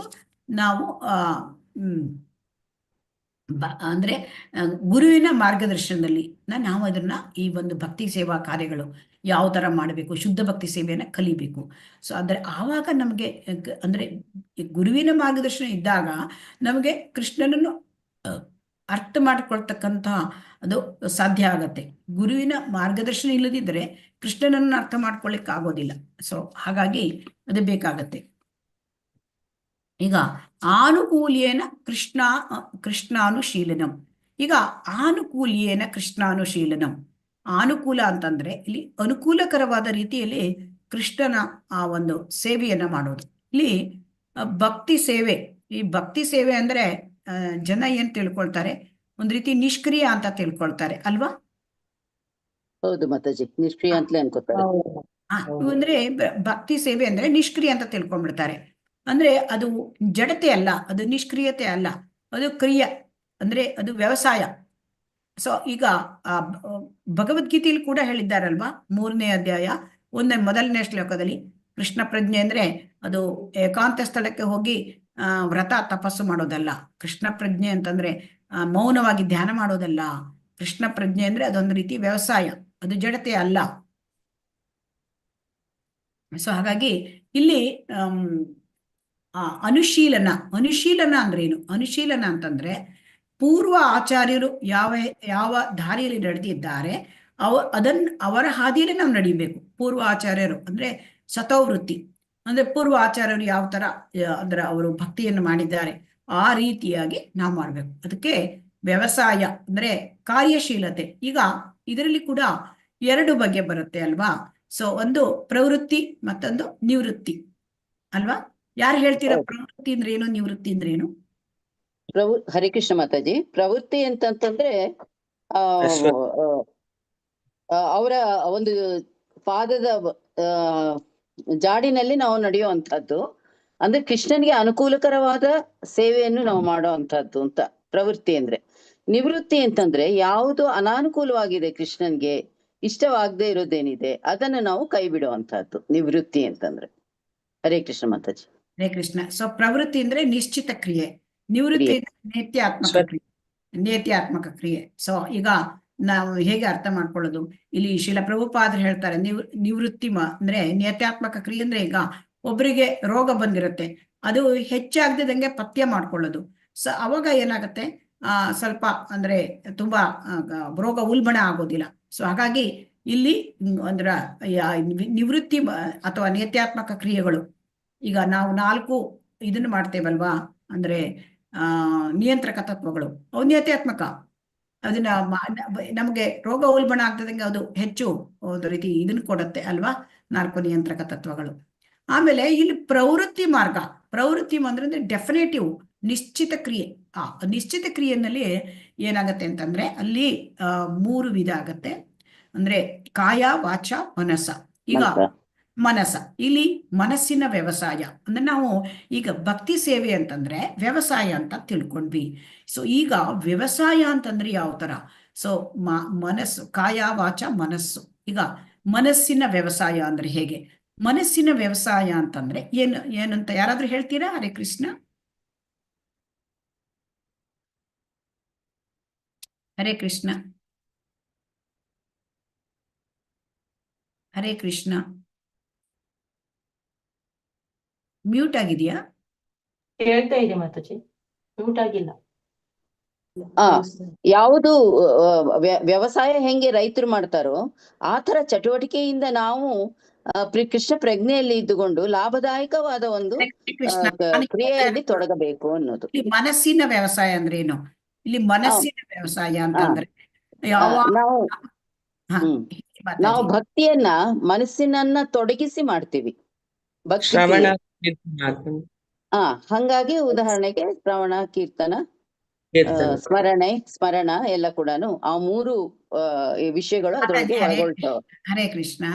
ಇಲ್ಲಿ ಮನಸ್ಸಿನಲ್ಲಿ ನಾವು ಏನ್ ಮಾಡ್ಬೇಕು, ಮನಸ್ಸಿನಲ್ಲಿ ಭಗವಂತನ ಸೇವೆ ಹೇಗ್ ಮಾಡೋದು, ಸೊ ಅದು ಮನಸ್ಸಿನ ಒಂದು ವ್ಯವಸಾಯ. ಸೊ ಹಾಗಾಗಿ ಇಲ್ಲಿ ಮನಸ್ಸಿನ ವ್ಯವಸಾಯ ಅಂತಂದ್ರೆ ಹೇಗೆ ಕೇಳಿದ್ರೆ, ಅದನ್ನ ಯಾವಾಗ್ಲೂ ನಮ್ಮ ಮನಸ್ಸು ನಾನು ಹೇಗೆ ಕೃಷ್ಣನಿಗೆ ಇಷ್ಟವಾಗುವಂಥದ್ದು ಹೇಗೆ ಮಾಡ್ಲಿಕ್ಕೆ ಆ ಒಂದು ಸೇವೆ, ಈ ಯಾವ ರೀತಿ ಮಾಡಿದ್ರೆ ನಾನು ಸೇವೆ ಮಾಡಿದ್ರೆ ಕೃಷ್ಣನಿಗೆ ಇಷ್ಟ ಆಗತ್ತೆ, ಇದನ್ನ ಯಾವಾಗಲೂ ಮನಸ್ಸಲ್ಲಿ, ನಮ್ಮ ಮನಸ್ಸಲ್ಲೇ ಇರಬೇಕು. ಆ ಮನಸ್ಸಿನಲ್ಲಿ ಮತ್ತೆ ಆ ಭಗವಂತನ ಲೀಲಾ ಕಾರ್ಯಗಳು ಮತ್ತೆ ಎಲ್ಲ ಕೂಡ ನಾವು ಏನು ಭಗವಂತನ ಬಗ್ಗೆ ಕೇಳ್ತೇವೆ ಅದೆಲ್ಲ ಕೂಡ ನಾವು ಪದೇ ಪದೇ ನೆನಪು ಮಾಡ್ಕೊಳ್ಬೇಕು. ಮತ್ತೆ ಕೃಷ್ಣನನ್ನೇ ಕುರಿತು ಸದಾ ಚಿಂತೆ ಮಾಡೋದು, ಅಂದ್ರೆ ಕುರಿತು ಚಿಂತಿಸಬೇಕು ಯಾವಾಗಲೂ ಕೃಷ್ಣನನ್ನು. ಅಂದ್ರೆ always remember Krishna, never forget Krishna. ಅಂದ್ರೆ ಕೃಷ್ಣನನ್ನ ನೆನಪಿಸಿಕೊಳ್ತಾ ಇರಬೇಕು. ಮತ್ತೆ ಕೃಷ್ಣನಿಗೆ ಹೇಗೆ ನಾನು ಅನುಕೂಲವಾಗಿದ್ದ ಸೇವೆ, ನಾವು ಯಾವ ತರ ಸೇವೆ ಮಾಡಿದ್ರೆ ಕೃಷ್ಣನಿಗೆ ಇಷ್ಟ ಆಗತ್ತೆ ಇದರಿಂದ ಯೋಚನೆ ಮಾಡುದು. ನಾನು ಹೇಗೆ ಚೆಂದಾಗಿ ಅಡಿಗೆ ಮಾಡ್ಲಿ, ಅಥವಾ ನಾ ಹೇಗೆ ಕೃಷ್ಣನಿಗೆ ಅಲಂಕಾರ ಮಾಡ್ಲಿ, ನಾ ಹೇಗೆ ಅಂದ್ರೆ ಕೃಷ್ಣನಿಗೆ ಎಲ್ಲ ರೀತಿಯದು ಹೇಗೆ ಭಗವಂತನಿಗೆ ಒಂದು ದೇವಸ್ಥಾನವನ್ನು ಸ್ವಚ್ಛ ಇಡ್ಲಿ, ಎಲ್ಲ ರೀತಿಯಿಂದನೂ ಹೇಗೆ ನಾನು ಸೇವೆ ಮಾಡ್ಲಿ ಅಂತ. ಆಮೇಲೆ ಭಗವಂತನ ಲೀಲಾ ಕಾರ್ಯಗಳನ್ನ ನಾವು ತರಗತಿಯಲ್ಲಿ ಕೇಳಿರ್ತಕ್ಕಂಥ ಲೀಲಾ ಕಾರ್ಯಗಳು ಅಂದ್ರೆ ಭಗವಂತನ ಮಹಿಮೆಗಳನ್ನು ಪದೇ ಪದೇ ನೆನಪು ಮಾಡ್ಕೊಳ್ಳೋದು, ಇದು ಮನಸ್ಸಿನ ವ್ಯವಸಾಯ. ಇನ್ನು ದೇಹದ ವ್ಯವಸಾಯ, ಈಗ ಮನಸ್ಸು ಮತ್ತು ಮಾತಿನ ವ್ಯವಸಾಯ. ಈಗ ಮಾತಿನ ವ್ಯವಸಾಯ ಅಂದ್ರೆ ನಮ್ಮ ಮಾತನ್ನು ಭಗವಂತನ ಮಹಿಮೆಗಳನ್ನ ಹೇಳಲಿಕ್ಕೆ ಉಪಯೋಗಿಸ್ಕೊಳ್ಳೋದು. ಅಂದ್ರೆ ಭಗವಂತನ ಒಂದು ಕೀರ್ತನೆಗಾಗಿ ಬಳಸೋದು. ಅಂದ್ರೆ ನಾವು ಮಾಡ್ತಕ್ಕಂಥ ಇದು ಈ ಒಂದು ನಾವು ಸಂಕೀರ್ತನ ಇದನ್ನ ಮಾಡೋದು, ಮತ್ತೆ ಭಗವದ್ಗೀತೆ ಅದನ್ನೆಲ್ಲ ಹೇಳೋದು, ಭಗವಂತನ ಮಹಿಮೆಯನ್ನು ಸಾರ್ಲಿಕ್ಕಾಗಿ ನಮ್ಮ ಮಾತನ್ನು ಬಳಸ್ಕೊಳ್ಳೋದು, ಇದು ಮಾತಿನ ವ್ಯವಸಾಯ. ಇನ್ನು ದೇಹದ ವ್ಯವಸಾಯ ಅಂದ್ರೆ ಕೃಷ್ಣನಿಗೆ ಸಂಬಂಧಪಟ್ಟ ಚಟುವಟಿಕೆಗಳು ಎಲ್ಲ ನಮ್ಮ ದೇಹದಿಂದ ಮಾಡ್ತಕ್ಕಂಥ ಸೇವೆಗಳು, ಇದನ್ನ ಮಾಡೋದು. ಹಾಗಾಗಿ ಈ ಎಲ್ಲ ರೀತಿಯ ಅಂದ್ರೆ ದೈಹಿಕವಾಗಿ, ಮಾನಸಿಕವಾಗಿ, ಮಾತಿನ ಮೂಲಕ ಈ ಭಗವಂತನ ಕೆಲಸಗಳನ್ನ ಮಾಡೋದು, ಸೇವೆ ಮಾಡೋದು, ಅದು ಐಹಿಕ ಕ್ರಿಯೆಯ ಅಥವಾ ಬೇರೆಯ? ಹರೇ ಕೃಷ್ಣ. ಈ ರೀತಿ ಚಟುವಟಿಕೆಗಳನ್ನು ಮಾಡೋದು ಐಹಿಕವಾ? ಇಲ್ಲ ಮಾತಾಜಿ, ಆಧ್ಯಾತ್ಮಿಕ. ಇಲ್ಲ ಮಾತಾಜಿ, ಆಧ್ಯಾತ್ಮಿಕ. ಕೃಷ್ಣನ ಬಗ್ಗೆ ಭಕ್ತಿ ಸೇವೆಯನ್ನು ಮಾಡ್ತಕ್ಕಂಥದ್ದು ಎಲ್ಲವೂ ಕೂಡ ಅದು ಐಹಿಕ ಅಲ್ಲ. ಈ ಎಲ್ಲ ಚಟುವಟಿಕೆಗಳು ಕೂಡ ಅದು ಆಧ್ಯಾತ್ಮಿಕ ದಿವ್ಯವಾದ ಚಟುವಟಿಕೆಗಳು. ಯಾಕೆಂದ್ರೆ ಇದು ಆತ್ಮದ ಲೆವೆಲ್ ನಡೀತದೆ. ಸೊ ಹಾಗಾಗಿ ಇದು ರಾಧಾರಾಣಿಯ ಕೆಳಗೆ ನಡೀತದೆ. ರಾಧಾರಾಣಿಯ ಕೆಳಗೆ ಈ ಭಕ್ತಿ ಸೇವೆ ನಡೀತದೆ. ಸೊ ಅದರಿಂದ ಇದನ್ನ ನಾವು ತಿಳ್ಕೊಳ್ಬೇಕು. ಆಮೇಲೆ ಇನ್ನೊಂದು ವಿಚಾರ, ಈಗ ನಮಗೆ ಈ ಭಕ್ತಿ ಸೇವೆ ಕೊಡೋರು ಯಾರು? ಸೊ ಭಕ್ತಿ ಸೇವೆ ಹೇಗೆ ಬರುತ್ತೆ ಒಬ್ಬ ವ್ಯಕ್ತಿಗೆ ಅಂದ್ರೆ, ಈಗ ಗುರುಕೃಷ್ಣ ಕೃಪಾಪಾಹೆ ಭಕ್ತಿಲತಾ ಬೀಜ, ಇದ್ ನಾವೆಲ್ಲ ಕೇಳಿದ್ದೇವೆ ಅಲ್ವಾ? ಸೊ ಯಾರಿಗೆ ಆಧ್ಯಾತ್ಮಿಕದಲ್ಲಿ ಆಸಕ್ತಿ ಬರುತ್ತೆ, ಸೊ ಅದಕ್ಕೆ ಅವರಿಗೆ ಗುರುವನ್ನು ಕೃಷ್ಣ ಕರುಣಿಸ್ತಾನೆ. ಸೊ ಅದರಿಂದ ಈ ಗುರುವು ಅವರ ಅನುಗ್ರಹದಿಂದ ವ್ಯಕ್ತಿಗೆ ಕೃಷ್ಣ ಪ್ರಜ್ಞೆಯಲ್ಲಿ ಮುಂದುವರಲಿಕ್ಕೆ ಸಾಧ್ಯ ಆಗುತ್ತೆ. ಸೊ ಹಾಗಾಗಿ ನಾವು ಈಗ ಕೃಷ್ಣ ಪ್ರಜ್ಞೆಗೆ ಬರೋದು ಕೂಡ ಕೃಷ್ಣನ ಒಂದು ಕೃಪೆಯಿಂದ ನಾವು ಬಂದಿದ್ದೇವೆ. ಸೊ ಅದರಿಂದ ಇಲ್ಲಿ ನಾವು ಅನುಶೀಲನ ಅಂತ ಅಂದ್ರೆ ಏನು ಅಂತ ನೋಡೋಣ. ಅನುಶೀಲನ, ಈ ಅನುಶೀಲನ ಅಂತಂದ್ರೆ ಕೃಷ್ಣನಿಗೆ ಮತ್ತು ಕೃಷ್ಣನಿಗೆ ಸಂಬಂಧಪಟ್ಟ ಎಲ್ಲ ಕೃಷ್ಣನಿಗೆ ಏನೇನು ಸಂಬಂಧಪಟ್ಟಿದ್ದಾರೆ, ಯಾರ್ಯಾರು ಸಂಬಂಧಪಟ್ಟಿದ್ದಾರೆ ಅವ್ರ ಎಲ್ಲರದ್ದು ಕೂಡ ಅವರ ಕೃಷ್ಣನ ಸೇವೆ ಮತ್ತು ಕೃಷ್ಣನಿಗೆ ಸಂಬಂಧಪಟ್ಟ ಎಲ್ಲ ವ್ಯಕ್ತಿಗಳ ಸೇವೆ. ಸೊ ಅದು ಅನುಶೀಲನ ಅಂತ ಅದರ ಅರ್ಥ. ಸೊ ಹಾಗಾಗಿ ಗುರುವಿನ ಸೇವೆ ಅದು ಕೂಡ ಅನುಶೀಲನ. ಸೊ ಅದರಿಂದ ಗುರುವಿನ ಸೇವೆ. ಈಗ ಕೃಷ್ಣ ಅಂದ್ರೆ ಏನು? ಕೃಷ್ಣ ಅಂತಂದ್ರೆ ಯಾವಾಗ್ಲೂ ಕೂಡ ಕೃಷ್ಣ ಅಲ್ಲಿ ಕೃಷ್ಣ ಅಂದ್ರೆ ಕೃಷ್ಣ ಒಂದೇ ಅಲ್ಲ. ಕೃಷ್ಣ ಅಂದ್ರೆ ಕೃಷ್ಣನ ವಿಸ್ತರಣೆಗಳು, ಸ್ವಾಂಶ ವಿಸ್ತರಣೆಗಳು, ಕೃಷ್ಣ ಅಂದ್ರೆ ಕೃಷ್ಣನ ಶಕ್ತಿಗಳು, ಕೃಷ್ಣ ಅಂದ್ರೆ ಕೃಷ್ಣನ ಭಕ್ತರು, ಕೃಷ್ಣ ಅಂದ್ರೆ ಕೃಷ್ಣನ ಸಂಗಡಿಗರು, ಕೃಷ್ಣ ಅಂದ್ರೆ ಅವನ ಪರಿಕರಗಳು, ಮತ್ತೆ ಕೃಷ್ಣನ ಈ ಎಲ್ಲ ಜೀವಿಗಳು ವಿಭಿನ್ನ ಅಂಶಗಳು, ಅದೆಲ್ಲ ಕೂಡ ಕೃಷ್ಣನದ ಅಂಶ. ಸೊ ಅದರಿಂದ ಕೃಷ್ಣ ಅಂದ್ರೆ ಇವೆಲ್ಲವೂ ಕೂಡ ಇನ್ಕ್ಲೂಡು. ಸೊ ಆದ್ದರಿಂದ ಕೃಷ್ಣನಿಗೆ ಸೇವೆ ಮಾಡೋದು ಅಂದ್ರೆ ಯಾರಿಗೆ ಸೇವೆ? ಹರೇ ಕೃಷ್ಣ, ಎಲ್ಲರಿಗೂ ಕೂಡ ಸೇವೆ ಮಾಡದಂಗೆ ಆಗತ್ತೆ ಅಲ್ವಾ? ಹೌದು ಮಾತಾಜಿ. ಕೃಷ್ಣ ಅಂದ್ರೆ ಎಲ್ಲವೂ ಇನ್ಕ್ಲೂಡೆಡ್ ಕೃಷ್ಣನಿಗೆ. ಆದ್ದರಿಂದ ಕೃಷ್ಣನ ಎಲ್ಲ ವಿಸ್ತರಣೆಗಳು, ಕೃಷ್ಣನ ಸ್ವಾಂಶ ವಿಸ್ತರಣೆಗಳು, ಅವನ ಅಸಂಖ್ಯಾತ ವಿಷ್ಣು ರೂಪಗಳು, ಅವನ ವಿಭಿನ್ನಾಂಶಗಳು, ಅವನ ಭಕ್ತರು, ಅವನ ಶಕ್ತಿಗಳು, ಅವನ ಸಂಗಡಿಗರು, ಅವನ ಪರಿಕರಗಳು, ಎಲ್ಲದಕ್ಕೂ ಸೇವೆ ಸಲ್ಲಿಸಿದಂಗೆ ಆಗತ್ತೆ. ಸೊ ಆದ್ದರಿಂದ ಇಲ್ಲಿ ಕೃಷ್ಣನನ್ನು ನಾವು ಅರ್ಥ ಮಾಡ್ಕೊಳ್ಳದೆ ಬರೀ ಕರ್ಮಕಾಂಡ ಕೆಲಸ ಮಾಡಿದ್ರೆ, ಅದು ವಿದ್ಯುಕ್ತ ಆಚರಣೆ ಮಾಡಿದ್ರೆ ಅದು ಕೃಷ್ಣ ಪ್ರಜ್ಞೆಯ ಭಕ್ತಿ ಸೇವೆಗೆ ಅದು ಅನುಕೂಲ ಆಗೋದಿಲ್ಲ. ಸೊ ಆ ಕರ್ಮಕಾಂಡೀಯ ವಿದ್ಯುಕ್ತ ಆಚರಣೆಗಳು. ಸೊ ಇಲ್ಲಿ ಶ್ರವಣ, ಕೀರ್ತನ, ಸ್ಮರಣ, ಅರ್ಚನ, ವಂದನ, ದಾಸ್ಯ, ಸಖ್ಯ, ಆತ್ಮನಿವೇದನ, ಈ ನವವಿಧ ಸೇವೆ ನಮಗೆ ಗೊತ್ತಿದೆ ಅಲ್ವಾ? ಸೊ ಈ ನವವಿಧ ಭಕ್ತಿಯಲ್ಲಿ ಈ ಬಿಟ್ಟು ಬೇರೆ ಏನ್ ಮಾಡಿದ್ರು ಕೂಡ ಅದು ಕೃಷ್ಣ ಪ್ರಜ್ಞೆಗೆ ಅನುಕೂಲಕರ ಅಲ್ಲ ಅಂತ ಹೇಳ್ತಾರೆ. ಸೊ ಅದರಿಂದ ನಾವು ತುಂಬಾ ಎಚ್ಚರಿಕೆಯಿಂದ ಇರಬೇಕು. ಯಾವುದು ಕೃಷ್ಣ ಪ್ರಜ್ಞೆಗೆ ಅನುಕೂಲಕರ, ಸೊ ಅದನ್ನ ನಾವು ಅದರಲ್ಲಿ ತೊಡಗಬೇಕು. ಸೊ ಕೃಷ್ಣಾನುಶೀಲನಂ ಇಲ್ಲಿ ಹೇಳಿದ್ದಾರೆ, ಆನುಕೂಲ್ಯೇನ ಕೃಷ್ಣಾನುಶೀಲನ ಭಕ್ತಿರುತ್ತಮ. ಸೊ ಅದರಿಂದ ಈಗ ಈ ಆನುಕೂಲಿನ ಕೃಷ್ಣಾನುಶೀಲನಂ ಇದು ಭಗವಂತನ ಧಾಮಕ್ಕೆ ಹೋದ ಮೇಲೆ ಕೂಡ ಇದು ನಡೀತದೆ, ಈ ಆನುಕೂಲ್ಯನ ಕೃಷ್ಣಾನುಶೀಲನಂ. ಸೊ ಹಾಗಾಗಿ ಶಾಶ್ವತವಾಗಿರ್ತಕ್ಕಂಥದ್ದು ಈ ಅನುಕೂಲ್ಯನ ಕೃಷ್ಣಾನುಶೀಲನಂ. ಹರೇ ಕೃಷ್ಣ. ಈಗ ಶುದ್ಧ ಭಕ್ತಿಯ ಸೇವೆಯಲ್ಲಿ ಲಕ್ಷಣಗಳಿರುತ್ತವೆ. ಅದರಲ್ಲಿ 2 ರೀತಿಯ ಲಕ್ಷಣಗಳನ್ನು ಹೇಳಿದ್ದಾರೆ ಶ್ರೀಲ ರೂಪ ಗೋಸ್ವಾಮಿಯವರು. ಒಂದು ಸ್ವರೂಪ ಲಕ್ಷಣ, ಎರಡನೇದು ತಟಸ್ಥ ಲಕ್ಷಣ ಅಂತ. ಸೊ ಈಗ ಸ್ವರೂಪ ಲಕ್ಷಣ ಅಂತಂದ್ರೆ ಅವಶ್ಯಕವಾದ ಗುಣಲಕ್ಷಣಗಳು, ತಟಸ್ಥ ಲಕ್ಷಣ ಅಂತಂದ್ರೆ ಅಲ್ಲಿ ಕನಿಷ್ಠ ಗುಣಲಕ್ಷಣಗಳು. ಈಗ ಸ್ವರೂಪ ಲಕ್ಷಣ ಅಂದ್ರೆ ಏನು ನೋಡೋಣ. ಸ್ವರೂಪ ಲಕ್ಷಣ ಅಂತಂದ್ರೆ ಆನುಕೂಲ್ಯನ ಕೃಷ್ಣಾನುಶೀಲನಂ. ಆನುಕೂಲ್ಯನ ಕೃಷ್ಣಾನುಶೀಲನಂ ಅಂತ ಈಗ ನಾವು ಅದನ್ನು ಕೂಡ ಅರ್ಥ ಮಾಡ್ಕೊಂಡಿದ್ದೇವೆ. ಅದನ್ನ ಮತ್ತೆ ಇನ್ನು ಸ್ವಲ್ಪ ತುಂಬಾ ಚೆನ್ನಾಗಿ ಅರ್ಥ ಮಾಡ್ಕೊಳ್ಳಿಕ್ಕೆ ಪ್ರಯತ್ನ ಮಾಡೋಣ.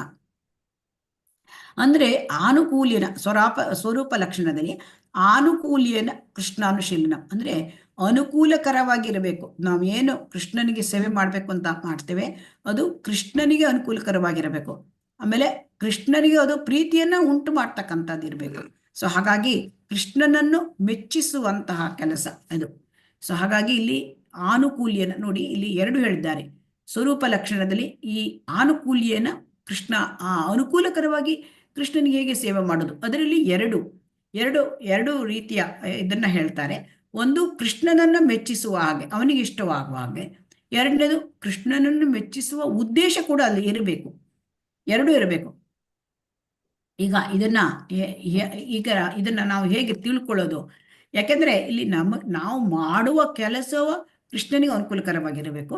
ಎರಡನೇದು ನಾವು ಇಟ್ಟಿರ್ತಕ್ಕಂಥ ಉದ್ದೇಶ ಅದು ಕೂಡ ಕೃಷ್ಣನಿಗೆ ಮೆಚ್ಚಿಸ್ತಕ್ಕಂಥ ಉದ್ದೇಶ ಕೂಡ ಇರಬೇಕು. ಇಲ್ಲಿ ಇದನ್ನ ನಾವು ಹೇಗೆ ತಿಳ್ಕೊಳ್ಳೋದು ಅಂದ್ರೆ, ಉದಾಹರಣೆಯಿಂದ ನಾವು ತಿಳ್ಕೊಳ್ಳೋಣ. ಈಗ ಕೃಷ್ಣನಿಗೆ ಆಗ ಯಶೋಧ ಮಾತೆ ಹಾಲು ಕುಡಿಸ್ತಾ ಇರ್ತಾಳೆ ಅಲ್ವಾ? ದಾಮೋದರ ಲೀಲೆ ಎಲ್ಲರಿಗೂ ಗೊತ್ತಿದೆ. ಆಗ ಚಿಕ್ಕ ಮಗು ಕೃಷ್ಣನಿಗೆ ಹಾಲು ಕುಡಿಸುವಾಗ ಅಲ್ಲಿ ಒಲೆ ಮೇಲೆ ಹಾಲು ಉಕ್ಕುತ್ತೆ ಅಲ್ವಾ? ಸೊ ಹಾಲು ಉಕ್ಕಿದಾಗ ಅವಳು ಯಶೋಧ ಮಾತೆ ಏನ್ ಮಾಡ್ತಾಳೆ? ಆ ಮಗು ಕೃಷ್ಣನನ್ನ ಈಚೆ ಬದಿಗೆ ಇಟ್ಟು ಹಾಲನ್ನ ಅವಳು ಅದನ್ನ ಇಳಿಸ್ಲಿಕ್ಕೆ, ಆ ಪಾತ್ರೆ ಕೆಳಗೆ ಇಳಿಸ್ಲಿಕ್ಕೆ ಹೋಗ್ತಾಳೆ ಅಲ್ವಾ? ಇದು ಎಲ್ಲರಿಗೂ ಗೊತ್ತಿದೆ ಅಲ್ವಾ?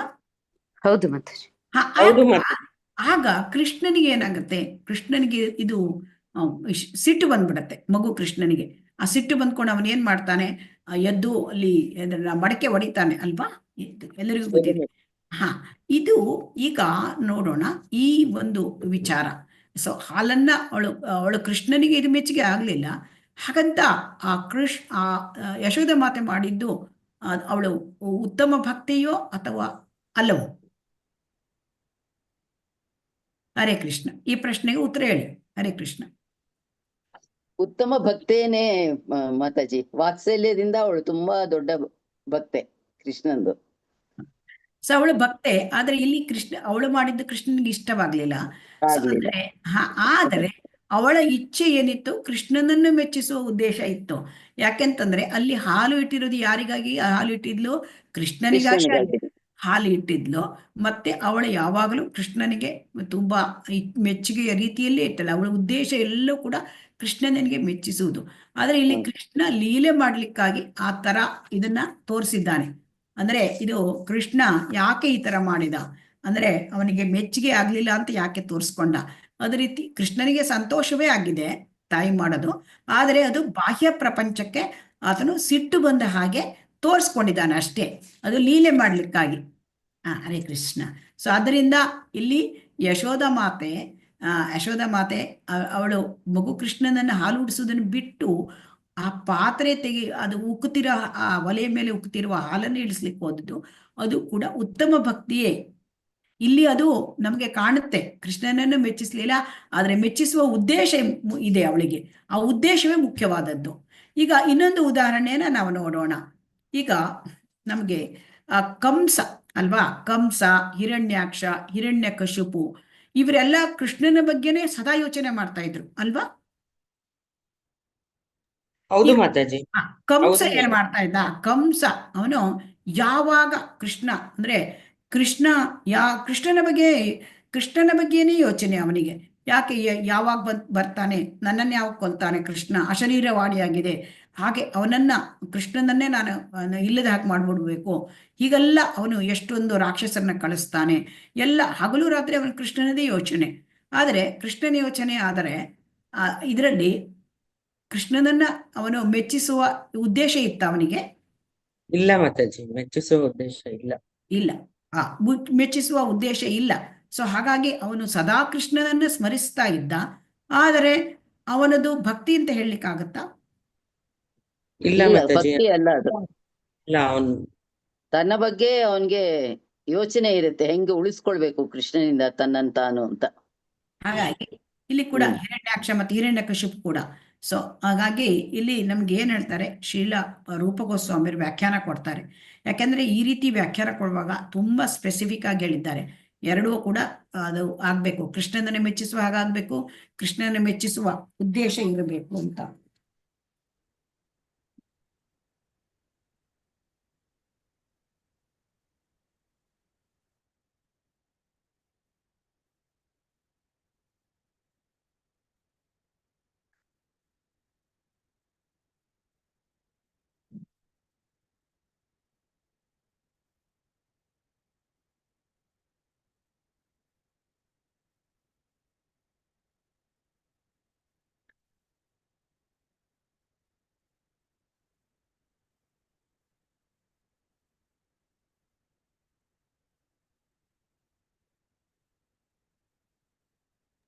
ಹರೇ ಕೃಷ್ಣ.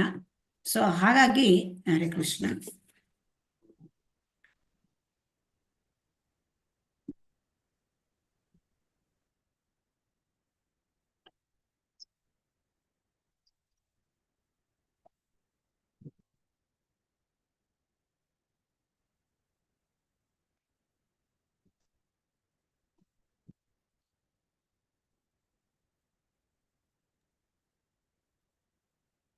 ಹರೇ ಕೃಷ್ಣ. ಸೊ ಹಾಗಾಗಿ ಇಲ್ಲಿ ಎರಡು ಸ್ವರೂಪ ಲಕ್ಷಣ. ಸೊ ಕೃಷ್ಣನನ್ನ ಮೆಚ್ಚಿಸುವುದು, ಕೃಷ್ಣನನ್ನ ಮೆಚ್ಚಿಸುವ ಉದ್ದೇಶ ಇರುವುದು.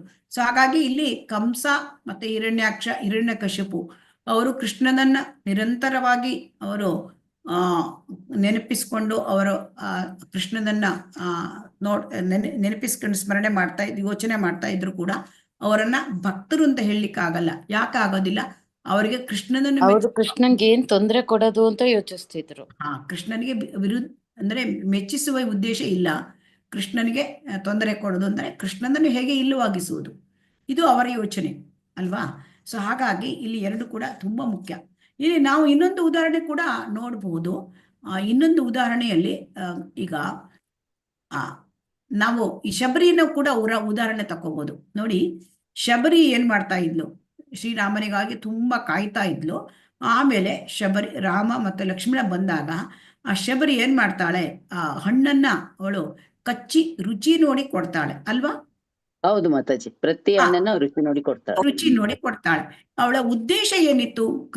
ರಾಮನಿಗೆ ಅವಳು ಏನ್ ಮಾಡ್ಬೇಕಾಗಿತ್ತು? ಅವಳು ತುಂಬಾ ಒಳ್ಳೆಯ ರುಚಿಯಾದ ಹಣ್ಣನ್ನು ಕೊಡ್ಬೇಕು ಅಂತ ಆ ಉದ್ದೇಶ ಅವಳಿಗೆ ಇತ್ತು ಅಲ್ವಾ? ಆದ್ರೆ ನಮಗೆ ನೋಡಿದ್ರೆ ಅದು ಅವಳು ಮಾಡಿದ ರೀತಿ ಸರಿ ಅಂತ ಕಾಣುತ್ತಾ? ಇಲ್ಲ ಮಾತಾಜಿ, ಎಂಜಿನ್ದೆಲ್ಲ ಕೊಡ್ತಾಳಲ್ಲ ಅಂತ ನಮ್ಗೆ ಅನ್ಸುತ್ತೆ ಅಲ್ವಾ? ತಾನು ಕಚ್ಚಿ ನೋಡಿ ರುಚಿ ನೋಡಿ ಕೊಡ್ತಾಳೆ ಅದು. ಆದ್ರೆ ಅವಳ ಉದ್ದೇಶ ಏನಿತ್ತು? ಉದ್ದೇಶ ರಾಮನಿಗೆ ಅತ್ಯುತ್ತಮವಾದ ಹಣ್ಣು, ರುಚಿಯಾದ ಹಣ್ಣನ್ನು ಕೊಡ್ಬೇಕು ಅಲ್ವಾ? ಹೌದು. ಆದ್ರಿಂದ ಇಲ್ಲಿ ಏನಂತ ತಿಳ್ಕೊಳ್ಬೇಕು ಅಂತಂದ್ರೆ, ನಾವು ಈ ಎರಡು ಇದೆ. ಕೃಷ್ಣನನ್ನು ಮೆಚ್ಚಿಸುವ ಹಾಗೆ ಇರಬೇಕು ನಾವು ಮಾಡುವ ಕೆಲಸ, ಮತ್ತು ಕೃಷ್ಣನನ್ನು ಮೆಚ್ಚಿಸುವ ಉದ್ದೇಶ ಇರಬೇಕು, ಇಂಟೆನ್ಷನ್. ಸೊ ಅದರಿಂದ ಇಲ್ಲಿ ಏನ್ ಹೇಳ್ಬೇಕು? ಮೆಚ್ಚುಗೆ ಅಂದ್ರೆ ನಾವು ಮಾಡ್ತಕ್ಕಂಥ ಉದ್ದೇಶ ಸರಿ ಇಲ್ಲ ಆದ್ರೆ ಅದು ಕೃಷ್ಣನಿಗೆ ಮೆಚ್ಚುಗೆ ಆಗದಿದ್ರು ಕೂಡ ಅದು ಉತ್ತಮ ಭಕ್ತಿ ಅಂತ ಅನ್ಸ್ಕೊಳ್ಳೋದಿಲ್ಲ. ಮೆಚ್ಚುಗೆ ಈಗ ನೋಡಿ, ನಾವು ಮಾಡ್ತಕ್ಕಂಥ ಉದ್ದೇಶ ಅದು ಸರಿ ಇರಬೇಕು. ಅದು ಕೃಷ್ಣನಿಗೆ ಮೆಚ್ಚುಗೆ ಆದ್ರೂ ಕೂಡ ಅದು ಇದಾಗೋದಿಲ್ಲ. ಏನಂತ? ಅದು ಉತ್ತಮ ಭಕ್ತಿ ಆಗೋದಿಲ್ಲ. ಈಗ ಕೃಷ್ಣ ಹಿರಣ್ಯಕಶಿಪು ಇವರ ಜೊತೆ ಮಾಡಿದ್ದ ಒಂದು ಹಿರಣ್ಯಾಕ್ಷನ ಜೊತೆ ಯುದ್ಧ ಮಾಡಿದ. ಅಲ್ಲಿ ವೀರರಸ ಅದನ್ನು ಅನುಭವಿಸಿದ್ದಾನೆ. ಆದರೆ ಅದು ಭಕ್ತಿ ಅಂತ ಅನ್ಸ್ಕೊಳ್ಳೋದಿಲ್ಲ. ಯಾಕೆ? ಹಿರಣ್ಯಾಕ್ಷನಿಗೆ ಅವನಿಗೆ ಕೃಷ್ಣನಿಗೆ ಮೆಚ್ಚುಗೆ ಆಗ್ಬೇಕು, ಅವನ ಆ ಉದ್ದೇಶ ಇಲ್ಲ. ಸೊ ಅದಕ್ಕಾಗಿ ಇಲ್ಲಿ ಆನುಕೂಲ್ಯೇನ ಅಂದ್ರೆ ಆನುಕೂಲ್ಯೇನ ಶಬ್ದನ ಅರ್ಥ ಮಾಡ್ಕೊಳ್ಬೇಕು. ಆನುಕೂಲ್ಯೇನ ಅಂದ್ರೆ ಅನುಕೂಲಕರ. ಯಾವ ರೀತಿ ಅನುಕೂಲಕರ? ಈಗ ನೋಡಿ, ಕಂಸ ಸದಾ ಚಿಂತೆಯಲ್ಲಿ ಇದ್ದ, ಕೃಷ್ಣನ ಚಿಂತೆಯಲ್ಲಿ ಇದ್ದ. ಆದ್ರೆ ಅವನು ಏನ್ ಮಾಡ್ತಾ ಇದ್ದ? ಈಗ ಅಂದ್ರೆ ರಾಕ್ಷಸರನ್ನ ಕಳಿಸ್ಕೊಡ್ತಾ ಇದ್ದ ಅಲ್ವಾ? ಪ್ರತಿ ದಿವಸ ಒಂದೊಂದು ರಾಕ್ಷಸರನ್ನ. ಸಣ್ಣ ಮಗು ಆಗಿದ್ದಾಗಿದ್ದ ಅಲ್ಲಿ ಪೂತನಿಯಿಂದ ಹಿಡಿದು ಅನೇಕ ರಾಕ್ಷಸರನ್ನ ಕಳಿಸ್ಕೊಟ್ಟ, ಆಗ ಎಲ್ಲ ರಾಕ್ಷಸರುಗಳು. ಆದ್ರೆ ಈಗ ನೋಡಿ, ಸಣ್ಣ ಮಗು ಇದ್ರೆ ಆ ಮಾವ, ಒಂದು ಮಗುವಿನ ಮಾವ, ಸಹೋದರ ಮಾವ, ಅವ್ರು ಏನ್ ಮಾಡ್ತಾರೆ? ಮಕ್ಕಳಿಗೆ ಏನ್ ಕೊಡ್ತಾರೆ? ಆಟಿಕೆಗಳನ್ನ ಕೊಡ್ತಾರೆ ಅಲ್ವಾ ಮಾವ? ಹೌದು ಮಾತಾಡಿ. ಆದ್ರೆ ಈ ಕಂಸ ರಾಕ್ಷಸರನ್ನೆಲ್ಲ ಕಳಿಸ್ಕೊಡ್ತಾ ಇದ್ದಲ್ಲ, ಅದು ಒಂಥರ ಆಟಿಕೆ ತರ ಆಯ್ತಂತೆ ಕೃಷ್ಣನಿಗೆ, ಈ ರಾಕ್ಷಸರು. ಸೊ ರಾಕ್ಷಸರನ್ನೆಲ್ಲ ಈಗ ಮಕ್ಕಳ ಆಟಿಕೆಯನ್ನು ಏನ್ ಮಾಡ್ತಾರೆ? ಸ್ವಲ್ಪ ಕಿತ್ ಬಿಸಾಡ್ತಾರೆ ಕೆಲವೊಮ್ಮೆ ಅಲ್ವಾ? ಹಾಗೆ ಈ ಕೃಷ್ಣ ಕಂಸ ಕಳಿಸ್ಕೊಟ್ಟ, ಕಂಸ ಅವನಿಗೆ ಮಾವಾಗಿದ್ದ. ಸೊ ಕಂಸ ಕೊಟ್ಟ ಎಲ್ಲ ಆಟಿಕೆಗಳನ್ನ ಅವನು ಏನ್ ಮಾಡ್ತಾ ಇದ್ದ?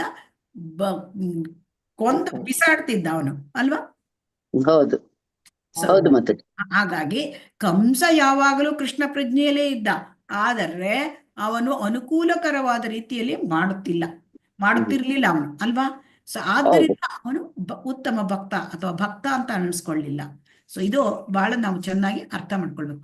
ಆನುಕೂಲ್ಯೇನ, ಸೊ ಅನುಕೂಲಕರವಾದ ರೀತಿಯಲ್ಲಿ ಭಕ್ತಿಯನ್ನ ಮಾಡ್ತಕ್ಕಂಥದ್ದು. ಇಲ್ಲಿ ನಾವು ತಿಳ್ಕೊಂಡ್ವಿ, ಕೃಷ್ಣ ಅಂದ್ರೆ ಅದು ಕೃಷ್ಣ ಮತ್ತು ಅವನ ವಿವಿಧ ವಿಸ್ತರಣೆಗಳನ್ನು ಕುರಿತಿದ್ದಾಗಿದೆ ಎಂದು ಅರ್ಥೈಸಿಕೊಳ್ಳಬೇಕು.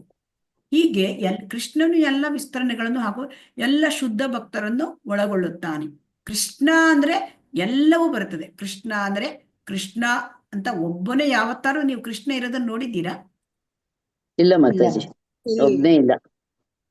ಗೋಪಿಯರೊಂದಿಗೆ ಇರ್ತಾನೆ, ಇಲ್ಲ ತನ್ನ ಸಖರೊಂದಿಗೆ ಇರ್ತಾನೆ, ಗೋವುಗಳೊಂದಿಗೆ ಇರ್ತಾನೆ, ಎಲ್ಲ ತಾನೊಬ್ನೇ ಎಂದು ಇಲ್ಲ. ಕೃಷ್ಣ ಅಂತಂದ್ಕೂಳೆ ಕೃಷ್ಣನ ಎಲ್ಲ ಭಕ್ತರು, ಎಲ್ಲ ಸ್ವಾಂಶ ವಿಸ್ತರಣೆಗಳು, ಕೃಷ್ಣನ ಅಸಂಖ್ಯಾತ ವಿಷ್ಣು ರೂಪಗಳು, ಕೃಷ್ಣನ ಒಂದು ಶುದ್ಧ ಭಕ್ತರು, ಕೃಷ್ಣನ ಪರಿಕರಗಳು, ಕೃಷ್ಣನ ಸಂಗಡಿಗರು ಎಲ್ಲರೂ ಕೂಡ ಬರ್ತಾರೆ. ಮತ್ತೆ ವಿಭಿನ್ನಾಂಶಗಳು, ಎಲ್ಲ ಜೀವಿಗಳು ವಿಭಿನ್ನಾಂಶಗಳು, ಭಗವಂತನಿಂದ ಪಾರ್ಟ್ ಅಂಡ್ ಪಾರ್ಟಿಕಲ್ ಸಪರೇಟ್ ಆಗಿದ್ದು. ಸೊ ವಿಭಿನ್ನಾಂಶಗಳು ಎಲ್ಲ ಜೀವಾತ್ಮರು. ಸೊ ಅವರೆಲ್ಲರೂ ಕೂಡ ಅಂದ್ರೆ ಕೃಷ್ಣ ಅಂದ್ರೆ ಎಲ್ಲರೂ ಬಂತು. ಸೊ ಆದ್ದರಿಂದ ಇಲ್ಲಿ ನೋಡಿ, ಈ ಕೃಷ್ಣ ಒಬ್ಬನೇ ಯಾವತ್ತೂ ಇರುವುದಿಲ್ಲ. ಅವ್ರ ಜೊತೆಗೆ ಈಗ ಇರ್ತಕ್ಕಂಥ ಕೃಷ್ಣನ ಕೊಳಲು, ಕೃಷ್ಣನ ಇದು ಕಿರೀಟ, ಆಮೇಲೆ ಕೃಷ್ಣನ ಆ ಹೂವಿನ ಎಲ್ಲವೂ ಕೂಡ ಅಲ್ಲಿ ಚೇತನ, ಎಲ್ಲವೂ ಕೂಡ ಅವರೆಲ್ಲರೂ ಕೂಡ ಸೇವೆ ಮಾಡ್ತಾ ಇದ್ದಾರೆ. ಸೊ ಹಾಗಾಗಿ ಅಂದ್ರೆ ಈ ಕೃಷ್ಣ ಅಂದ್ರೆ ಏನು ಅಂತ ನಾವು ತಿಳ್ಕೊಳ್ಬೇಕು. ನಮಗೀಗ ಸ್ವರೂಪ ಲಕ್ಷಣದಲ್ಲಿ ಅಂದ್ರೆ ಆನುಕೂಲ್ಯನ ಕೃಷ್ಣಾನುಶೀಲನಂ ಅಂದ್ರೆ ಈ ಎಲ್ಲರಿಗೂ ಕೂಡ ಅನುಕೂಲಕರವಾಗಿ ನಾವು ನಡ್ಕೋಬೇಕಾಗತ್ತೆ. ಈ ಆನುಕೂಲ್ಯನ ಕೃಷ್ಣಾನುಶೀಲನಂ ಅಂದ್ರೆ ಇದು ನಾವು ತುಂಬಾ ಚೆನ್ನಾಗಿ ಅರ್ಥ ಮಾಡ್ಕೊಳ್ಬೇಕು ಏನು ಇದು ಅಂತ. ಸೊ ಇಲ್ಲಿ ಸ್ವರೂಪ ಲಕ್ಷಣದಲ್ಲಿ ಏನಾಗಿದೆ, ಅನುಶೀಲನಂ. ಈ ಅನು ಅಂದ್ರೆ ಏನು, ಶೀಲನಂ ಅಂದ್ರೆ ಏನು ಅಂತ. ಇಲ್ಲಿ ಅನು ಅಂದ್ರೆ ಅನುಸರಿಸುವುದು, ಅಂದ್ರೆ ಅನುಸರಿಸುವುದು ನಿರಂತರವಾಗಿ. ಈಗ ಇದು ತುಂಬಾ ಚೆನ್ನಾಗಿದೆ ಇದು. ಕೃಷ್ಣ ಅಂದ್ರೆ ಈಗ ಅನುಕೂಲಕರವಾಗಿ ನಾವು ನಡಿಬೇಕು. ಕೃಷ್ಣ ಅಂದ್ರೆ ಯಾರ್ಯಾರಿಗೆ ನಾವು ಅನುಕೂಲಕರವಾಗಿ ನಡಿಬೇಕು? ಹರೇ ಕೃಷ್ಣ. ಕೃಷ್ಣನ ಪ್ರೀತಿಸುವ ಗುರುಗಳ, ಶುದ್ಧ ಭಕ್ತರು, ಗುರುಗಳು, ಮತ್ತೆ ಉಳಿದೆಲ್ಲ ಭಕ್ತರು, ನಮ್ಮೊಟ್ಟಿಗಿರುವ ಉಳಿದೆಲ್ಲ ಭಕ್ತರು ಪ್ರತಿಯೊಬ್ಬರನ್ನು ಇಷ್ಟಪಡ್ಬೇಕು. ಅದಲ್ಲದೆ ನಮ್ಮ ಕೃಷ್ಣ ಪ್ರಜ್ಞೆಯಿಂದ ಹೊರಗಿರುವಂತಹ ಜನಗಳನ್ನ ಕೂಡ ನಾವು ಕೃಷ್ಣ ಪ್ರಜ್ಞೆಯಲ್ಲಿ ತರುವ ಹಿನ್ನೆಲೆಯಲ್ಲಿ ಪ್ರೀತಿಸ್ಬೇಕು. ಎಲ್ಲ ಜೀವಿಗಳನ್ನು, ಜನ ಅಂದ್ರೆ ಮನುಷ್ಯರು, ಎಲ್ಲ ಜೀವಿಗಳು, ಎಲ್ಲ ಜೀವಿಗಳು. ಸೊ ಹಾಗಾದ್ರೆ ಕೃಷ್ಣನಿಗೆ ಅನುಕೂಲಕರವಾಗಿರ್ಬೇಕು ಅಂದ್ರೆ ನಾವು ಎಲ್ಲರಿಗೂ ಅನುಕೂಲಕರವಾಗಿರ್ಬೇಕು. ಪ್ರಾಣಿ, ಪಕ್ಷಿ, ಗಿಡ, ಮರ, ಆಮೇಲೆ ಭಕ್ತರು, ಆಮೇಲೆ ಆ ಗುರುಗಳು ಎಲ್ಲರೂ ಬರ್ತಾರೆ ಅದರಲ್ಲಿ. ಮತ್ತೆ ಕೃಷ್ಣನ ಸ್ವಾಂಶ ವಿಸ್ತರಣೆ, ಎಲ್ಲ ವಿಷ್ಣು ರೂಪಗಳು ಎಲ್ಲರಿಗೂ ಕೂಡ ಅಂದ್ರೆ ಅನುಕೂಲಕರವಾಗಿ ಇರಬೇಕು. ಸೊ ಹಾಗಾಗಿ ಇದನ್ನ ತುಂಬಾ ಚೆನ್ನಾಗಿದೆ ಈ ಒಂದು ಇದು ಅನುಶೀಲನಂ ಅಂತ ಹೇಳಿದ್ರು. ಮತ್ತೆ ಹೇಗೆ ಒಂದು ದಿವಸ ಮಾಡಿದ್ರೆ ಆಯ್ತಾ? ಈಗ ಇವತ್ತು ಅಂದ್ರೆ ಈ ಅನುಶೀಲನ ಅಂತಂದ್ರೆ ನಿರಂತರವಾಗಿ ಇವತ್ತು ಒಂದ್ ದಿವಸ ಮಾಡಿದೆ ಆಯ್ತಪ್ಪ, ಇವತ್ತು ನನಗೆ ಒಂದು ಮೂಡ್ ಇದೆ, ಇವತ್ತು ನಾನು ಚೆನ್ನಾಗಿ ಚಾಂಟಿಂಗ್ ಮಾಡಿದೆ, ಅಥವಾ ಇವತ್ತು ನಾನು ಚೆನ್ನಾಗಿ ದೇವಸ್ಥಾನಕ್ಕೆ ಹೋಗಿ ಬಂದೆ, ಅಥವಾ ಇವತ್ತೇನೋ ಇದು ಮಾಡಿದೆ, ಕೃಷ್ಣನ ಚಟುವಟಿಕೆ ಭಕ್ತಿ ಸೇವೆ ಮಾಡಿದೆ, ಇನ್ನು 3 ತಿಂಗಳು ಮಾಡೋದೇ ಇಲ್ಲ. ಹೀಗಾಗ್ಲಿಕ್ಕಾಗತ್ತಾ? ಒಂದೇ ರೀತಿ ನಿರಂತರವಾಗಿ ಇರ್ಬೇಕು. ನಿರಂತರ ಅಂದ್ರೆ ಇವನ್ ಯಾರು ಶುದ್ಧ ಭಕ್ತರಾಗಿ ಭಗವಂತನ ಲೋಕಕ್ಕೆ ಹೋಗ್ತಾರೋ ಅಲ್ಲೂ ಕೂಡ ಇದು ನಡೀತದೆ. ಇಲ್ಲಿಗೆ ಅದು ಮುಗಿಯೋದಿಲ್ಲ. ಸೊ ಅದಕ್ಕಾಗಿ ಅದು ನಿರಂತರ ಅಂದ್ರೆ ಎಟರ್ನಲ್. ಸೊ ಹಾಗಾಗಿ ಇಲ್ಲಿ ಅನುಸರಣೆ ಮತ್ತು ಅನುಕರಣೆ. ಸೊ ನಮ್ಗೆಲ್ಲ ಗೊತ್ತಿದೆ, ಅನುಸರಣೆ ನಾವು ಮಾಡಬೇಕು, ಅನುಕರಣೆ ಮಾಡಬಾರ್ದು. ಅನುಕರಣೆ ಅಂತಂದ್ರೆ ಈಗ ಶಿವ ಈಗ ಹಾಲವನ್ನೇ ಕುಡಿದ ಅಲ್ವಾ? ಶಿವ ಹಾಲ ಕುಡಿದ ಆ ಒಂದು ಸಮುದ್ರ ಮಥನದ ಸಮಯದಲ್ಲಿ. ಈ ಹಾಲ ಕುಡ್ದ ಅಂತ ನಾವು ಅನುಸರಿಸ್ಲಿಕ್ಕಾಗಲ್ಲ ಅಲ್ವಾ? ಒಂದು ಡ್ರಾಪ್ ವಿಷ ಕುಡಿದ್ರು ಕೂಡ ಸೊ ಅದರಿಂದ ನಾವು ಶುದ್ಧ ಭಕ್ತರು ಏನ್ ಮಾಡ್ತಾರೆ ಅದು ಎಲ್ಲದನ್ನು ನಾವು ಅನುಕರಣೆ ಮಾಡ್ಲಿಕ್ಕೆ ಸಾಧ್ಯ ಇಲ್ಲ. ಆದ್ರೆ ಅವರು ಏನ್ ನಮ್ಗೆ ಉಪದೇಶ ಕೊಟ್ಟಿದ್ದಾರೆ ಅದನ್ನ ನಾವು ಅನುಸರಿಸಬೇಕು. ಸೊ ಅದರಿಂದ ಅನುಸರಣೆ ತುಂಬಾ ಮುಖ್ಯ. ಸೊ ಹಾಗಾಗಿ ಆಮೇಲೆ ಶೀಲನಂ, ನಮ್ದು ನಡವಳಿಕೆ ತುಂಬಾ ಮುಖ್ಯ. ಈಗ ನಾವು ಒಂದು ಹೇಗೆ ಅನುಸರಿಸಿ ನಡಿಬೇಕು ಅಂತ ಹೇಳ್ತಾರೆ ಇಲ್ಲಿ. ಹೀಗೆ ಅಂತಂದ್ರೆ ನಾವು ಭಕ್ತಿ ಸೇವೆ ಮಾಡಬೇಕು ಅಂತ ನಮ್ಗೆ ಮನಸ್ಸಿದೆ. ಯಾವ ರೀತಿ ಮಾಡಬೇಕು, ಯಾರನ್ನು ಅನುಸರಿಸಬೇಕು, ಈಗ ನಾನು ಸೇವೆ ಮಾಡ್ಲಿಕ್ಕೆ ಯಾರನ್ನು ಅನುಸರಿಸಿದ್ರೆ ನಾವು ಮಾಡಿದ ಸೇವೆ ಸರಿಯಾಗತ್ತೆ. ಈಗ ಅದಕ್ಕೆ ಏನ್ ಹೇಳ್ಬೇಕು ಅಂತಂದ್ರೆ ಅಲ್ಲಿ ಅಂದ್ರೆ ನಾವು ಹಿಂದಿನ ನಮ್ಮ ಒಂದು ಆಚಾರ್ಯರುಗಳು ನಡೆದ ದಾರಿಯಲ್ಲಿ, ಹಿಂದಿನ ಶುದ್ಧ ಭಕ್ತರು ನಡೆದ ದಾರಿಯಲ್ಲಿ ಅವರನ್ನು ನೋಡಿ ನಾವು ಕಲಿಬೇಕು ಅಲ್ವಾ. ಅವರು ನಡೆದ ದಾರಿಯಲ್ಲಿ ನಾವು ನಡಿಬೇಕು. ಸೊ ಅಂದ್ರೆ ಅವರು ನಡೆದ ಹೆಜ್ಜೆ ಆ ದಾರಿಯಲ್ಲಿ ನಾವು ನಡಿಬೇಕು. ಆಗ ಭಗವಂತನಿಗೆ ಪ್ರೀತಿ ಆಗತ್ತೆ. ಸೊ ಭಗವಂತನಿಗೆ ಕೆಲಸ ಮಾಡ್ಲಿಕ್ಕೆ ನಮ್ಗೆ ಆ ಭಗವಂತನ ಸೇವೆಯನ್ನು ಅನುಕೂಲಕರವಾಗಿ ಮಾಡ್ಲಿಕ್ಕೆ ನಮ್ಗೆ ಗೊತ್ತಾಗತ್ತೆ. ಸೊ ಯಾರು ಉತ್ತಮ ಭಕ್ತರಾಗಿರ್ತಾರೆ ಅವರೇ ನಡೆದ ಹೆಜ್ಜೆ ಜಾಡಿನಲ್ಲಿ ನಾವು ನಡಿಬೇಕು. ಇದಕ್ಕೆ ಉತ್ತಮ ಭಕ್ತಿಯ ಸ್ವರೂಪ ಲಕ್ಷಣದ ಅನುಶೀಲನಂ ಅಂದ್ರೆ ಇದಕ್ಕೆ ಅರ್ಥ. ಸೊ ಅದರಿಂದ ಇಲ್ಲಿ ಅನುಶೀಲನಂ ಅಂದ್ರೆ ಶೀಲನ, ಇಲ್ಲಿ ಕಾರ್ಯ ಬಹಳ ಮುಖ್ಯ. ಇಲ್ಲಿ ಕೆಲಸ, ಜಡತ್ವ ಅಲ್ಲ. ಸಾಮಾನ್ಯವಾಗಿ ಭಕ್ತಿ ಅಂದ್ರೆ ಅದೊಂದು ಫೀಲಿಂಗ್ ಅಂತ ತಿಳ್ಕೊಂಡ್ಬಿಡ್ತಾರೆ ಅಲ್ವಾ. ಹರೇ ಕೃಷ್ಣ. ಹೌದು ಮಾತಾಜಿ. ಈಗ ಹರೇ ಕೃಷ್ಣ ಯಾರಾದ್ರೂ ಓದ್ಬೋದು? ನಾವು ಓದ್ಲ ಮಾತಾಜಿ? ಓದಿ ಮಾತಾಜಿ. ಸ್ವರೂಪ ಲಕ್ಷಣ ಅನುಶೀಲನಂ. ಈ ಸಂದರ್ಭಕ್ಕೆ ಬಹು ಉಚಿತವಾದ ಅನುಶೀಲನ ಎಂಬ ವಿಶಿಷ್ಟವಾದ ಶಬ್ದವನ್ನು ಶ್ರೀಲಾರೂಪ ಗೋಸ್ವಾಮಿಯವರು ಬಳಸುತ್ತಾರೆ. ಅನುಶೀಲನ ಎಂದರೆ ಪೂರ್ವ ಸೂರಿಗಳು ಆಚಾರ್ಯರು ನಡೆದ ಹಾದಿಯನ್ನು ಕ್ರಮಿಸಿ ನಡೆಸುವ ಸಂಸ್ಕರಣ. ವ್ಯವಸಾಯ ಎಂಬ ಶಬ್ದ ಕಿವಿಗೆ ತಾಗಿದೊಡನೆ ನಾವು ಅದನ್ನು ಹೋಯ್ತು ಮಾತಾಜಿ ಒಂದ್ ನಿಮಿಷ. ಕಾರ್ಯಶೀಲತೆ ಅರ್ಥ ಮಾಡಿ ಬೇರೆಯವರು ಓದ್ಲಿ ಮಾತಾಜಿ, ಹೋಗ್ಬಿಡ್ತಿದ್ದು. ಹರೇ ಕೃಷ್ಣ ಓದಿ. ಕ್ಷಮಾಪಣೆಗಳು. ಓದ್ಲ ಮಾತಾಜಿ? ವ್ಯವಸಾಯ ಎಂಬ ಶಬ್ದ ಕಿವಿ ತಾಗಿದೊಡನೆ ನಾವು ಅದನ್ನು ಕಾರ್ಯಶೀಲತೆ ಎಂದು ಅರ್ಥ ಮಾಡಿಕೊಳ್ಳಬೇಕು. ಕ್ರಿಯಾಶೀಲತೆ ಇಲ್ಲದೆ ಬರಿಯ ಪ್ರಜ್ಞೆ ಹೊಂದಿದ್ದರೆ ಸಾಲದು. Introduction page 10-10-1. ಹರೇ ಕೃಷ್ಣ ಮಾತಾಜಿ, ಧನ್ಯವಾದಗಳು. ಹರೇ ಕೃಷ್ಣ. ಸೊ ಹಾಗಾಗಿ ಇಲ್ಲಿ ನಾವು ಅನುಶೀಲನ ಅಂತ ಹೇಳಿ ಬರ್ತಾ ಇದ್ದೇವೆ. ಸೊ ಅನುಶೀಲನಂ. ಸೊ ಹಾಗಾಗಿ ಅನುಶೀಲನ ಅಂತಂದ್ರೆ ಅದೊಂದು ವಿಶಿಷ್ಟವಾದ ಶಬ್ದ. ಅದನ್ನ ರೂಪ ಗೋಸ್ವಾಮಿಯವರು ಅದನ್ನ ಬಳಸ್ತಾರೆ. ಅನುಶೀಲನ ಅಂತಂದ್ರೆ ಪೂರ್ವ ಸೂರಿಗಳು ಅಂದ್ರೆ ಪೂರ್ವ ಆಚಾರ್ಯರು ಅವ್ರು ಯಾವ ತರ ನಡೆದಿದ್ದಾರೆ ಅದೇ ತರ ನಾವು ನಡ್ಕೊಳ್ಳೋದು. ಸೊ ಅದಕ್ಕೆ ಅನುಶೀಲನ ಅಂತ ಹೇಳ್ತಾರೆ. ಪೂರ್ವ ಆಚಾರ್ಯರುಗಳು ನಡೆದು ಬಂದ ಒಂದು ದಾರಿ. ಈಗ ನಾವು ಹಿರಿಯರು ನಡ್ಕೊಂಡ್ ಬಂದ ದಾರಿ ಅಂತ ನಾವು ಹೋಗ್ಬೇಕು ಅಂತ ಹೇಳ್ತೇವೆ ಅಲ್ವಾ. ಹರೇ ಕೃಷ್ಣ. ಹೌದು ಮಾತಾಜಿ. ಇಲ್ಲಿ ನಮ್ಗೆ ಹಿರಿಯರು ಅಂದ್ರೆ ನಮ್ಗೆ ಒಂದು ಪೂರ್ವ ಸೂರಿಗಳು, ಪೂರ್ವ ಆಚಾರ್ಯರುಗಳು ಈ ಒಂದು ಕೃಷ್ಣ ಪ್ರಜ್ಞೆಯಲ್ಲಿ ಯಾವ ರೀತಿ ಅವ್ರು ನಡ್ಕೊಂಡು ಬಂದಿದ್ದಾರೆ ಅವರನ್ನ ನಾವು ಫಾಲೋ ಮಾಡೋದು. ಈಗ ಅಂದ್ರೆ ಈ ಕೃಷ್ಣ ಪ್ರಜ್ಞೆಯಲ್ಲಿ ಈ ವ್ಯವಸಾಯ ಅಂದ್ಕೊಳ್ಳೆ ಅದು ಕಾರ್ಯಶೀಲತೆ. ಈಗ ನೋಡಿ ನಮ್ಗೆ ಕೃಷ್ಣನನ್ನು ಕಂಡ್ರೆ ಪ್ರೀತಿ ಅಂತ ಹೇಳಿ ಸುಮ್ಮನೆ ಇರ್ಲಿಕ್ಕೆ ಬರುತ್ತಾ? ಹರೇ ಕೃಷ್ಣ. ಇಲ್ಲ ಮಾತಾಜಿ. ಇಲ್ಲ ಮಾತಾಜಿ. ಈಗ ಯಾರಿಗೆ ಪ್ರೀತಿ ಇರುತ್ತೆ ಅವ್ರ ಸೇವೆ ಮಾಡ್ಬೇಕು ಅಲ್ವಾ. ಹೌದು. ಈಗ ತಾಯಿಗೆ ಮಗುವಿನ ಮೇಲೆ ಪ್ರೀತಿ ನನ್ ಮಗುವಿನ ಮೇಲೆ ಪ್ರೀತಿ ಅಂತ ಸುಮ್ಮನೆ ಕುತ್ಕೊಂಡ್ರೆ ಆಗತ್ತಾ? ಆಗಲ್ಲ ಮಾತಾಜಿ. ಮಗುವಿಗೆ ಸೇವೆ ಮಾಡ್ಬೇಕಲ್ವಾ. ಅದಕ್ಕೆ ಹಾಲು ಏನೇನ್ ಬೇಕೋ ಎಲ್ಲ ಮಾಡ್ಬೇಕು. ಎಲ್ಲ ಅದಕ್ಕೆ ಸೇವೆ ಮಾಡ್ಬೇಕು, ಮಗುವನ್ನು ಮಾಡ್ಬೇಕು, ಬೆಳೆಸ್ಬೇಕು, ಅದಕ್ಕೆ ಸೇವೆ ಮಾಡ್ಬೇಕು. ಅದೇ ತರಹ ನಮ್ಗೆ ಭಗವಂತನ ಮೇಲೆ ಪ್ರೀತಿ ಬೆಳಿಬೇಕು ಅಂದ್ರೆ ಭಗವಂತನ ಸೇವೆ ಮಾಡ್ಬೇಕು ಅಲ್ವಾ. ಸೊ ಹಾಗೆಯೇ ಭಕ್ತಿ ವಿಷಯದಲ್ಲೂ ಕೂಡ ಅಷ್ಟೇ. ಕಾರ್ಯ ಮಾಡೋದು, ಭಕ್ತಿ ಸೇವೆಯಲ್ಲಿ ಕಾರ್ಯ ಮಾಡೋದು, ಅದು ಹೇಗೆ ಕಾರ್ಯ ಮಾಡೋದು ಈ ಭಕ್ತಿ ಸೇವೆಯಲ್ಲಿ ಅಂತ ಹೇಳೋದಕ್ಕೆ ಅಂದ್ರೆ ಭಗವಂತನ ಭಕ್ತಿ ಸೇವೆನ ಮಾಡ್ಲಿಕ್ಕೆ ನಮ್ಗೆ ನಾವು ಪೂರ್ವ ಆಚಾರ್ಯರು ಅವ್ರು ಹೇಗೆ ನಡೆದಿದ್ದಾರೆ ಆ ತರ ನಡ್ಕೋಬೇಕು. ಸೊ ಇಲ್ಲ ಅಂತಂದ್ರೆ ಆಗಲ್ಲ. ಸೊ ಹಾಗಾಗಿ ಭಕ್ತಿ ಸೇವೆ ಅಂತಂದ್ರೆ ಸುಮ್ಮನೆ ಒಂದ್ ಕಡೆ ಕೂತ್ಕೊಂಡು ದೇವರ ಹೆಸರಲ್ಲಿ ಸಮಯ ಕಳೆಯೋದಲ್ಲ.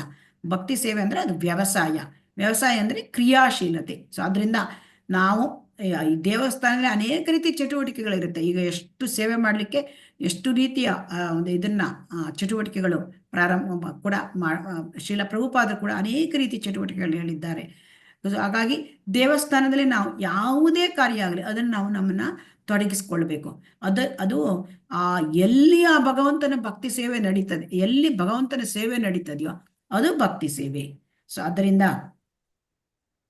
ಅನುಶೀಲನ ಹೇಳ್ತಕ್ಕಂಥದ್ದು ಯಾವಾಗ್ಲೂ ಅಂದ್ರೆ ಭಕ್ತಿಯನ್ನು ಮಾಡಬೇಕು ಅಂದ್ರೆ ಅದನ್ನ ಆ ಭಕ್ತಿ ಸೇವೆ ಮಾಡಬೇಕು ಅಂತ. ಈಗ ನೆಕ್ಸ್ಟ್ ಹರೇ ಕೃಷ್ಣ. ಬೇರೆಯವರು ಯಾರಾದ್ರೂ ಓದ್ಬೋದು? ಹರೇ ಕೃಷ್ಣ ಮಾತಾಜಿ. ಓದಿ ಮಾತಾಜಿ. ಅನುಶೀಲನಂ. ಅನು ಪದವು ಯಾವುದೇ ವಿರಾಮವಿಲ್ಲದೆ ಭಗವಂತನ ಸೇವೆಯಲ್ಲಿ ತನ್ನನ್ನು ತೊಡಗಿಸಬೇಕೆಂದು ಸೂಚಿಸುತ್ತದೆ. ಅವನು ಸಂಪೂರ್ಣವಾಗಿ ಸದಾ ತನ್ನನ್ನು ಸೇವೆಯಲ್ಲಿ ತೊಡಗಿಸಿಕೊಂಡಿರಬೇಕು. ಭಕ್ತಿ ಸೇವೆಯ ಪ್ರಗತಿಯಲ್ಲಿ ಯಾವುದೇ ಅಡ್ಡಿ ಇರಬಾರದು. ಭಕ್ತಿ ರಸಾಮೃತ. ಹರೇ ಕೃಷ್ಣ. ಹರೇ ಕೃಷ್ಣ. ಸೊ ಹಾಗಾಗಿ ಇಲ್ಲಿ ಅನು ಅಂತ ಹೇಳೋದು ವಿರಾಮವಿಲ್ಲದೆ ಭಗವಂತನ ಸೇವೆಯಲ್ಲಿ ತೊಡಗಿಸುವುದು. ಈಗ ವಿರಾಮವಿಲ್ಲದೆ ಭಗವಂತನ ಸೇವೆ ಅಂದ್ರೆ ಅಪ್ರತಿಹತ. ಈಗ ನಾವು ಕೇಳಿದೆ ಭಕ್ತಿಯನ್ನ ಯಾವಾಗಲೂ ಮಾಡಬೇಕು. ಅದನ್ನ ಇವತ್ತು ನನಗೆ ಮೂಡಿದೆ, ಇವತ್ತು ಮಾಡಿದೆ, ಆಮೇಲೆ ಇಲ್ಲ ಇನ್ನು ಇವತ್ತು ನನಗೆ ಸರಿ ಮೂಡಿಲ್ಲ, ನಾ ಮಾಡೋದಿಲ್ಲ, ಮತ್ತೆ ನಾಳೆ ನೋಡೋಣ, ಹೀಗಂತ ಮಾಡ್ಲಿಕ್ಕೆ ಆಗೋದಿಲ್ಲ. ಸೊ ಹಾಗಾಗಿ ಭಕ್ತಿ ಹೇಳೋದು ತುಂಬಾ ಚಟುವಟಿಕೆಯಿಂದ ಕೂಡಿರ್ತಕ್ಕಂಥ ಕ್ರಿಯೆ. ಸೊ ಹಾಗಾಗಿ ಅದನ್ನ ನಿರಂತರವಾಗಿ ಮಾಡಬೇಕು. ಅದು ಈ ಸ್ವರೂಪ ಲಕ್ಷಣ ಇದೇನಿದೆ, ಇದು ಯಾರು ಉತ್ತಮ ಭಕ್ತಿಯಾಗಿ ಹೊಂದಿ ಅವರು ಮುಂದೆ ಭಗವಂತ ಲೋಕಕ್ಕೆ ಹೋದ್ರು ಅಲ್ಲಿ ಕೂಡ ಇದು ಕಂಟಿನ್ಯೂ ಆಗ್ತದೆ. ಸೊ ಹಾಗಾಗಿ ಇಲ್ಲಿ ನಾವು ಮಾಡ್ತಕ್ಕಂಥದ್ದು ಭಕ್ತಿಯನ್ನ ನಿರಂತರವಾಗಿ ಅದಕ್ಕೆ ನಾವು ಬ್ರೇಕ್ ಕೊಡಬಾರದು. ಸೊ ಅದಕ್ಕೆ ಅಪ್ರತಿಹತ ಅಂತ ಹೇಳ್ತಾರೆ. ಸವೈ ಪುಂಸ ಪರೋ ಧರ್ಮ ಯಥಾ ಭಕ್ತಿರ್ ಅಧೋಕ್ಷಜ ಅಹೈತುಕಿ ಅಪ್ರತಿಹತ ಯಯಾತ್ಮ ಸುಪ್ರಸೀದತಿ. ಅಹೈತುಕಿ ಮತ್ತು ಅಪ್ರತಿಹತ. ಅಹೈತುಕಿ ಅಂದ್ರೆ ಅದಕ್ಕೆ ಯಾವ ಕಾರಣ ಇಲ್ಲ, ನನಗೆ ಅದು ಬೇಕು ಇದು ಬೇಕು, ಅದು ಯಾವುದೇ ಕಾರಣ ಇಲ್ಲ. ಅಪ್ರತಿಹತ ಅಂದ್ರೆ ಯಾವಾಗ್ಲೂ ಸದಾ ಕಾಲ. ಸೊ ಅದರಿಂದ ಇದನ್ನ ಯಾವಾಗ್ಲೂ ನಾವು ಮಾಡ್ತಾ ಇರ್ಬೇಕು. ಇದು ಸ್ವರೂಪ ಲಕ್ಷಣದಲ್ಲಿ ಅನುಶೀಲನ ಅದರದ ಅರ್ಥ. ಸೊ ಹಾಗಾಗಿ ಇವತ್ತು ನಾವು ಅದನ್ನ ಕಂಟಿನ್ಯೂಯಸ್ ಆಗಿ ಮಾಡ್ತಾ ಇರ್ಬೇಕು. ಅನುಕೂಲಕರವಾಗಿ ಕೃಷ್ಣನಿಗೆ ಸಂಬಂಧಿಸಿರ್ತಕ್ಕಂಥ ಚಟುವಟಿಕೆಗಳನ್ನ ಸದಾ ನಿರಂತರವಾಗಿ ಮಾಡ್ತಕ್ಕಂಥದ್ದು. ಹರೇ ಕೃಷ್ಣ. ಓದಿ ಮುಂದೆ. ಓದ್ಲಾ ಮಾತಾಜಿ? ಹರೇ ಕೃಷ್ಣ. ಓದಿ ಮಾತಾಜಿ. ಅನುಕೂಲ್ಯೇನ ಕೃಷ್ಣಾನುಶೀಲನಂ ಭಕ್ತಿ ಉತ್ತಮ. ಶುದ್ಧ ಭಕ್ತನ ಬಗ್ಗೆ ಶ್ರೀಲ ರೂಪ ಗೋಸ್ವಾಮಿಯವರು ಭಕ್ತಿ ರಸಾಮೃತ ಸಿಂಧುವಿನಲ್ಲಿ ನೀಡಿರುವ ವ್ಯಾಖ್ಯಾನವನ್ನು ಹೀಗೆ ಸಂಕ್ಷೇಪಿಸಿ ಹೇಳಬಹುದು. ಅಂತಹ ಭಕ್ತನ ಸೇವೆಯು ಅನುಕೂಲಕರವಾದದ್ದು ಮತ್ತು ಅದು ಸದಾ ಕೃಷ್ಣನಿಗೆ ಸಂಬಂಧಿಸಿದಂತೆಯೇ ಇರುತ್ತದೆ. ಹರೇ ಕೃಷ್ಣ ಮಾತಾಜಿ. ಧನ್ಯವಾದಗಳು. ಅಂದರೆ ಶುದ್ಧ ಶೀಲ ರೂಪ ಗೋಸ್ವಾಮಿ ಏನ್ ಹೇಳ್ತಾರೆ, ಅನುಕೂಲಿನ ಕೃಷ್ಣಾನುಶೀಲನಂ ಭಕ್ತಿ ಉತ್ತಮ ಅಂದ್ರೆ ಇದು ವ್ಯಾಖ್ಯಾನ ಅವ್ರು ಕೊಟ್ಟಿದ್ದಾರೆ. ಅಂದ್ರೆ ಭಕ್ತನ ಭಕ್ತಿ ಸೇವೆಯು ಅನುಕೂಲಕರವಾದದ್ದು ಮತ್ತು ಕೃಷ್ಣನಿಗೆ ಸಂಬಂಧಿಸಿದಂತೆ ಇರ್ತದೆ. ಕೃಷ್ಣನಿಗೆ ಈ ಭಕ್ತಿ ಸೇವೆ ಅಂತಂದ್ರೆ ಎನಿಥಿಂಗ್ ಅದರ್ ದೆನ್ ಕೃಷ್ಣ, ಅದು ಭಕ್ತಿ ಅಲ್ಲ. ಸೊ ಭಕ್ತಿ ಸೇವೆ ಅಂತಂದ್ರೆ ಕೃಷ್ಣನಿಗೆ ಯಾವಾಗಲೂ ಸಂಬಂಧಪಟ್ಟಿರೋ ವಿಚಾರಗಳು, ಅಲ್ಲಿ ಸೇವೆ. ಹಾಗಾಗಿ ಅದನ್ನು ಹೇಳ್ತಾ ಇದ್ದಾರೆ. ಹರೇ ಕೃಷ್ಣ. ಓದಿ ಮುಂದೆ. ಹರೇ ಕೃಷ್ಣ ಮಾತಾಜಿ. ಅನುಕೂಲೇನ ಸ್ವರೂಪ ಲಕ್ಷಣ. ಅನುಕೂಲೇನ ಕೃಷ್ಣನು ಅದರಿಂದ ಆನಂದವನ್ನು ಪಡೆಯಬೇಕು. ಕೃಷ್ಣನ ಬಗೆಗಿನ ಭಕ್ತನ ಮನೋಭಾವವು ಅನುಕೂಲಕರವಾಗಿರಬೇಕು. ಕೃಷ್ಣ ಮತ್ತು ವಿವಿಧ ವಿಸ್ತರಣೆಗಳು, ಕೃಷ್ಣನ ಪರಿಕರಗಳು, ಕೃಷ್ಣನ ಶುದ್ಧ ಭಕ್ತರು. ಅನುಶೀಲನಂ ಸ್ಥಿರ ಚಟುವಟಿಕೆ, ಪೂರ್ವ ಆಚಾರ್ಯರನ್ನು ಅನುಸರಿಸುವುದು. ಹರೇ ಕೃಷ್ಣ ಮಾತಾಜಿ. ಧನ್ಯವಾದಗಳು.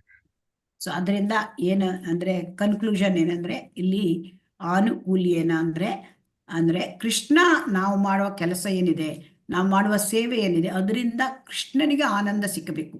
ಸೊ ಅದರಿಂದ ಅಂದ್ರೆ ಕೃಷ್ಣನಿಗೆ ಆನಂದ ಸಿಕ್ಬೇಕು. ಈಗ ನಾವು ಮಾಡುವ ಕೆಲಸ ಅದು ನಮಗೆ ಆನಂದ ಸಿಕ್ಬೇಕು ಅಂತ ಮಾಡ್ತಿರ್ತೇವೆ ಅಲ್ವಾ? ಹರೇ ಕೃಷ್ಣ. ಹೌದು ಮಾತಾಜಿ. ಅದು ಈಗ ಏನಾಗ್ಬೇಕು, ನಾವು ಮಾಡುವ ಕೆಲಸ ಸೇವೆ ಅದು ಭಗವಂತನಿಗೆ ಆನಂದ ಕೊಡಬೇಕು. ಇದು ಆನುಕೂಲಿನ ಕೃಷ್ಣ ಅನುಶೀಲನ ಹೇಳೋದ್ರಿಂದ ಅದು ವಿವರಣೆ. ಸೊ ಕೃಷ್ಣನ ಬಗೆಗಿನ ಭಕ್ತನ ಮನೋಭಾವವು ಅನುಕೂಲವಾಗಿರಬೇಕು. ಸೊ ಇದು ಎರಡು ಕೂಡ ಇಂಪಾರ್ಟೆಂಟು. ನಾವು ಮಾಡುವ ಕೆಲಸವೂ ಆನಂದಕರವಾಗಿರ್ಬೇಕು, ಕೃಷ್ಣನಿಗೆ ಆನಂದ ಕೊಡಬೇಕು. ಆಮೇಲೆ ನಮ್ಮ ಮನೋಭಾವವೂ ಕೂಡ ಭಗವಂತನಿಗೆ ಸೇವೆ ಮಾಡಬೇಕು, ಆ ಭಗವಂತನಿಗೆ ಆನಂದ ಕೊಡಬೇಕು. ಆ ಮನಸ್ಸು ಇರಬೇಕು ನಮ್ಮ ಮನಸ್ಸಿನ ಭಾವನೆ. ಸೊ ಅದರಿಂದ ನಾವು ತಿಳ್ಕೊಂಡ್ವಿ, ಕೃಷ್ಣ ಅಂದ್ರೆ ಕೃಷ್ಣ ಒಬ್ಬನೇ ಅಲ್ಲ, ಕೃಷ್ಣ ಅಂದ್ರೆ ಎಲ್ಲವೂ ಬರ್ತದೆ. ಸೊ ಮತ್ತ ಸರ್ವಂ ಪ್ರವರ್ತತೆ, ನಾವು ಕೂಡ ಭಗವದ್ಗೀತೆ ನೋಡಿದ್ದೇವೆ 10.8 ಅಹಂ ಸರ್ವಸ್ಯ ಪ್ರಭವೋ ಮತ್ತ ಸರ್ವಂ ಪ್ರವರ್ತತೆ.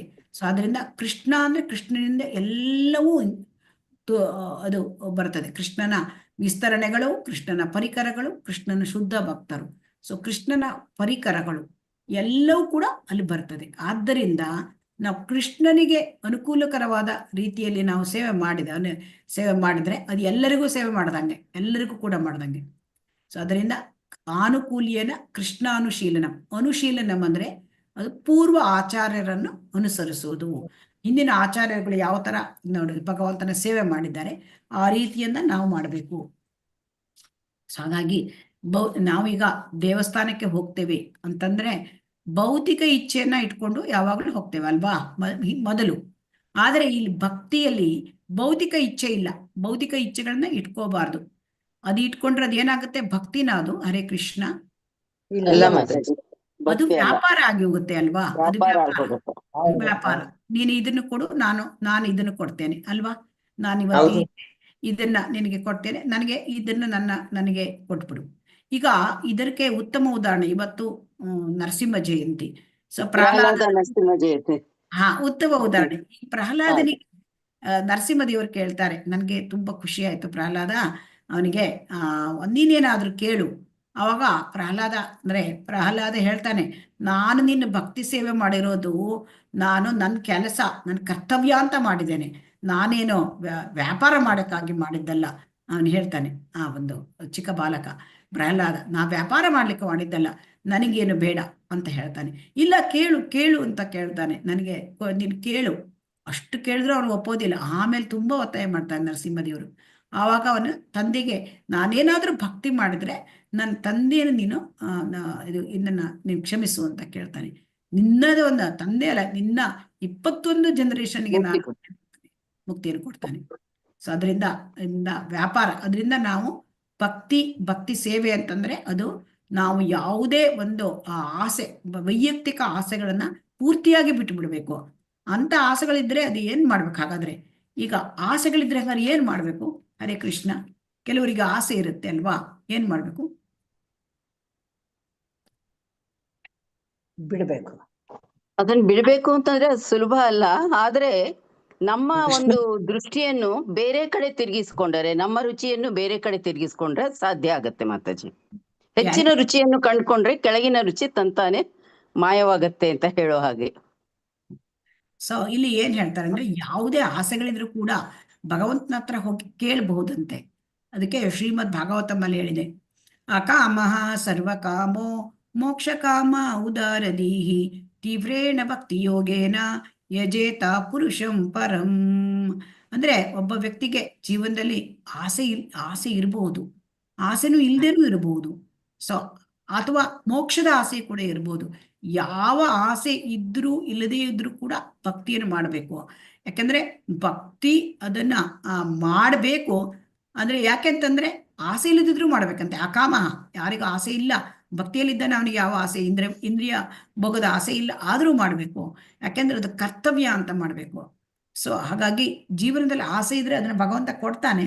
ಆದ್ರೆ ಆ ಭಗವಂತ ಆಮೇಲೆ ಭಗವಂತ ಹತ್ರ ಹೋದಾಗ, ಕೃಷ್ಣ ಹತ್ರ ಹೋದಾಗ ಏನಾಗುತ್ತೆ ಅಂತಂದ್ರೆ ಆ ಆಸೆಯನ್ನೇ ಅವನು ಇಂಗಿಸಿ ಬಿಡ್ತಾನೆ. ಆಮೇಲೆ ಆ ಒಂದು ಹೃದಯವನ್ನ ಶುದ್ಧ ಮಾಡಿಬಿಡ್ತಾನೆ. ಸೊ ಹಾಗಾಗಿ ಅಲ್ಲಿ ಆ ಭೌತಿಕ ಇಚ್ಛೆಗಳೇ ಅಲ್ಲಿ ಇಲ್ಲವಾಗಿ ಹೋಗುತ್ತೆ.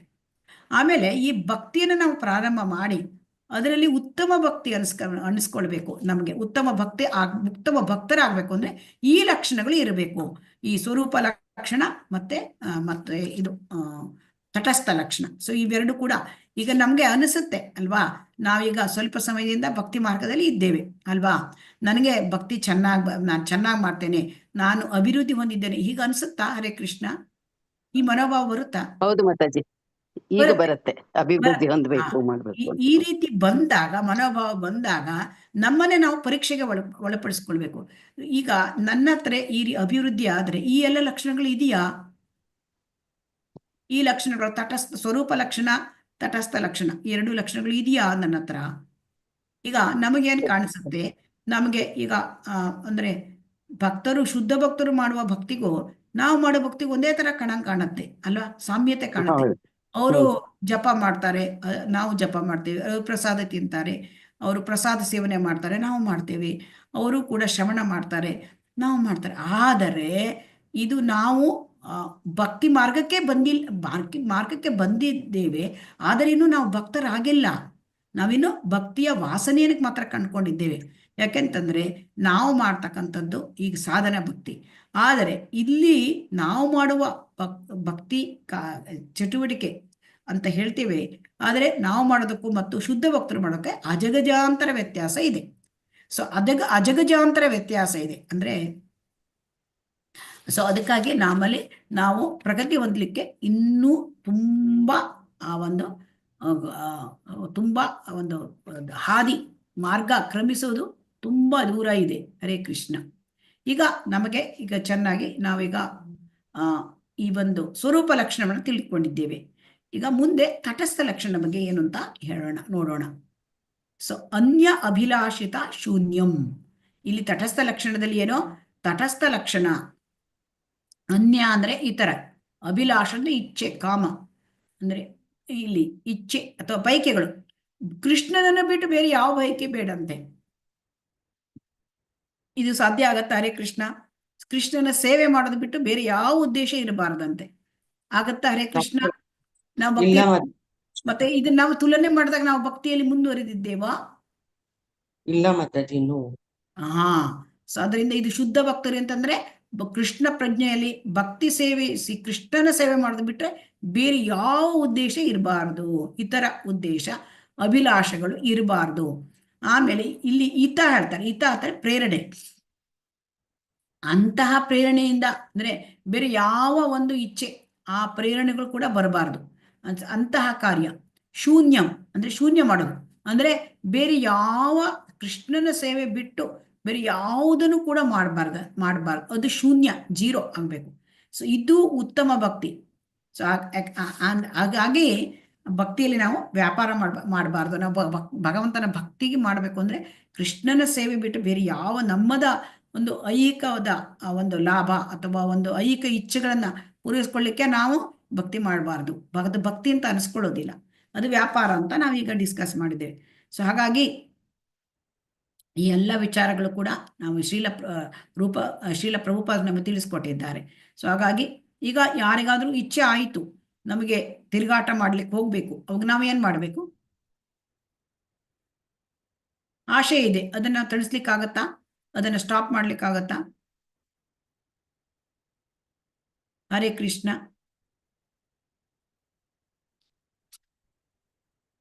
ಹೇಳುತ್ತಾ? ಹರೇ ಕೃಷ್ಣ. ಕೇಳಿಸ್ತಾ ಇದೆ ಮಾತಾಜಿ. ಕೆಲವು ಸಾರಿ ಆಗುತ್ತೆ, ಕೆಲವು ಸಾರಿ ಆಗೋದಿಲ್ಲ ಮಾತಾಜಿ. ಅಂದ್ರೆ ಇಲ್ಲಿ ಏನ್ ಹೇಳ್ತಾರೆ ಅಂದ್ರೆ, ಈಗ ತಿರುಗಾಡ ಇಚ್ಛೆ ಇದ್ರೆ ಯಾತ್ರಾ ಸ್ಥಳಕ್ಕೆ ಹೋಗ್ಬೇಕು. ಸೊ ನಮ್ಮ ಆಸೆಗಳನ್ನು ಭಗವಂತನ ಸೇವೆಯಲ್ಲಿ ನಾವು ಡೋಟೆಲ್ ಅಂದ್ರೆ ಅದನ್ನ ಇದನ್ನ ಮಾಡ್ಬೇಕು, ಅದನ್ನ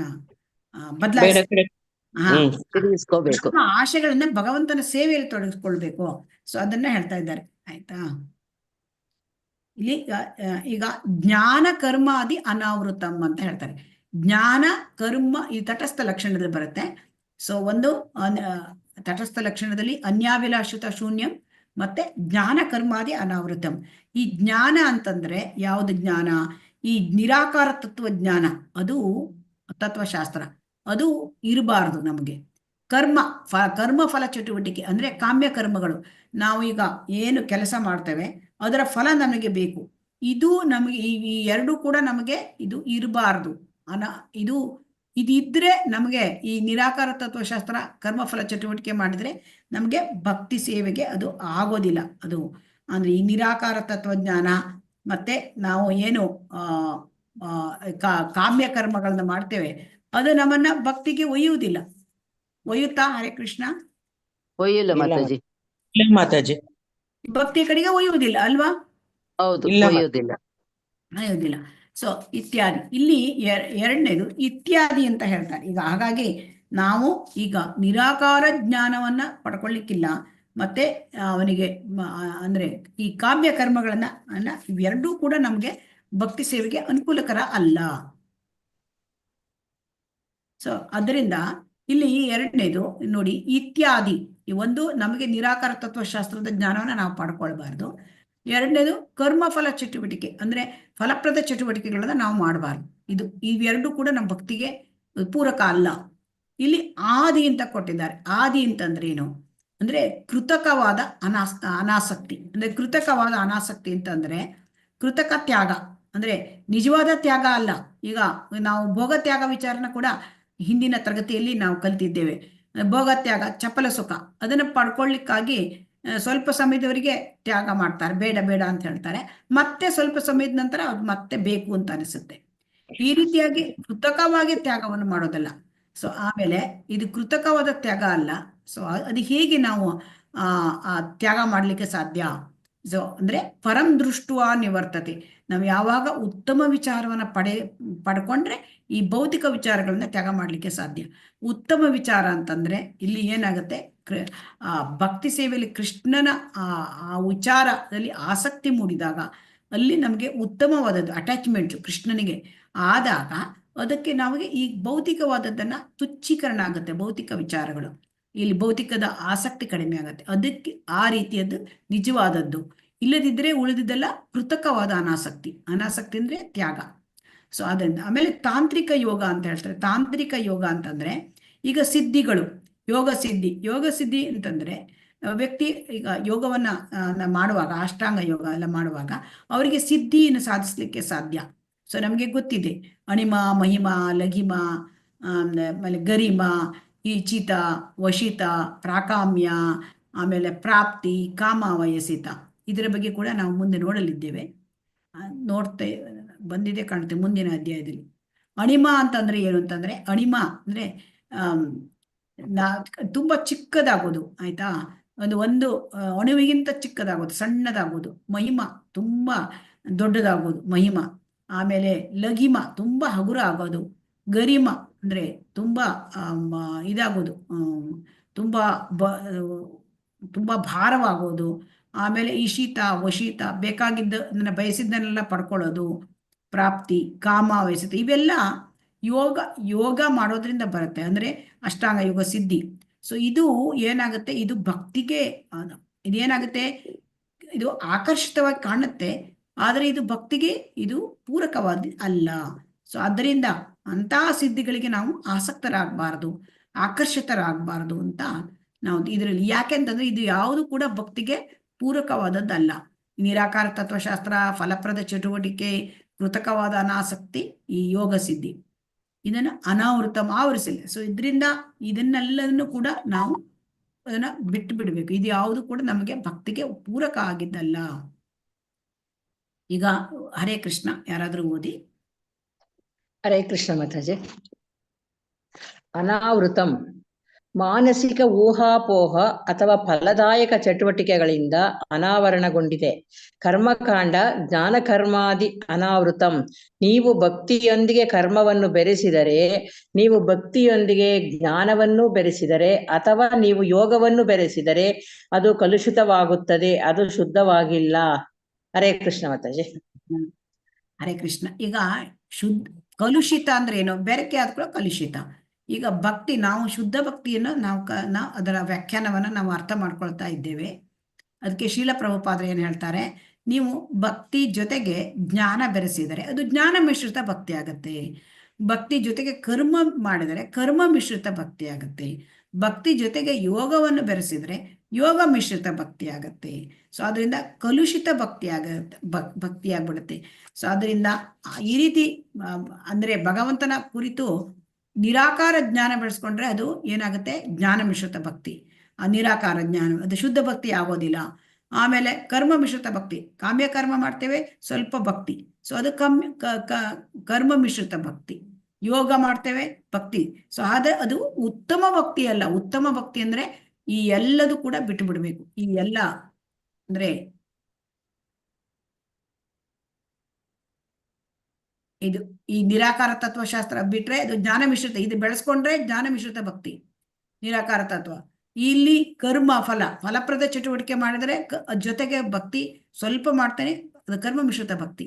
ಆಮೇಲೆ ಇಲ್ಲಿ ಯೋಗ ಮಿಶ್ರಿತ ಭಕ್ತಿ ಇದನ್ನ ಬೆಳೆಸ್ಕೊಂಡ್ರೆ, ಯಾವುದು ಈ ಒಂದು ಸಿದ್ಧಿಗಳನ್ನ ಮಾಡ್ಕೊಂಡು ಅದರಿಂದ ಮತ್ತೆ ಮಾಡಿದ್ರೆ ಅದು ಮಿಶ್ರ ಭಕ್ತಿ ಆಗತ್ತೆ. ಸೊ ಅದರಿಂದ ಶುದ್ಧ ಭಕ್ತಿ ಆಗೋದಿಲ್ಲ. ಹರೇ ಕೃಷ್ಣ. ಇದನ್ನು ಯಾರಾದ್ರೂ ಓದ್ಬಹುದು. ಹರೇ ಕೃಷ್ಣ.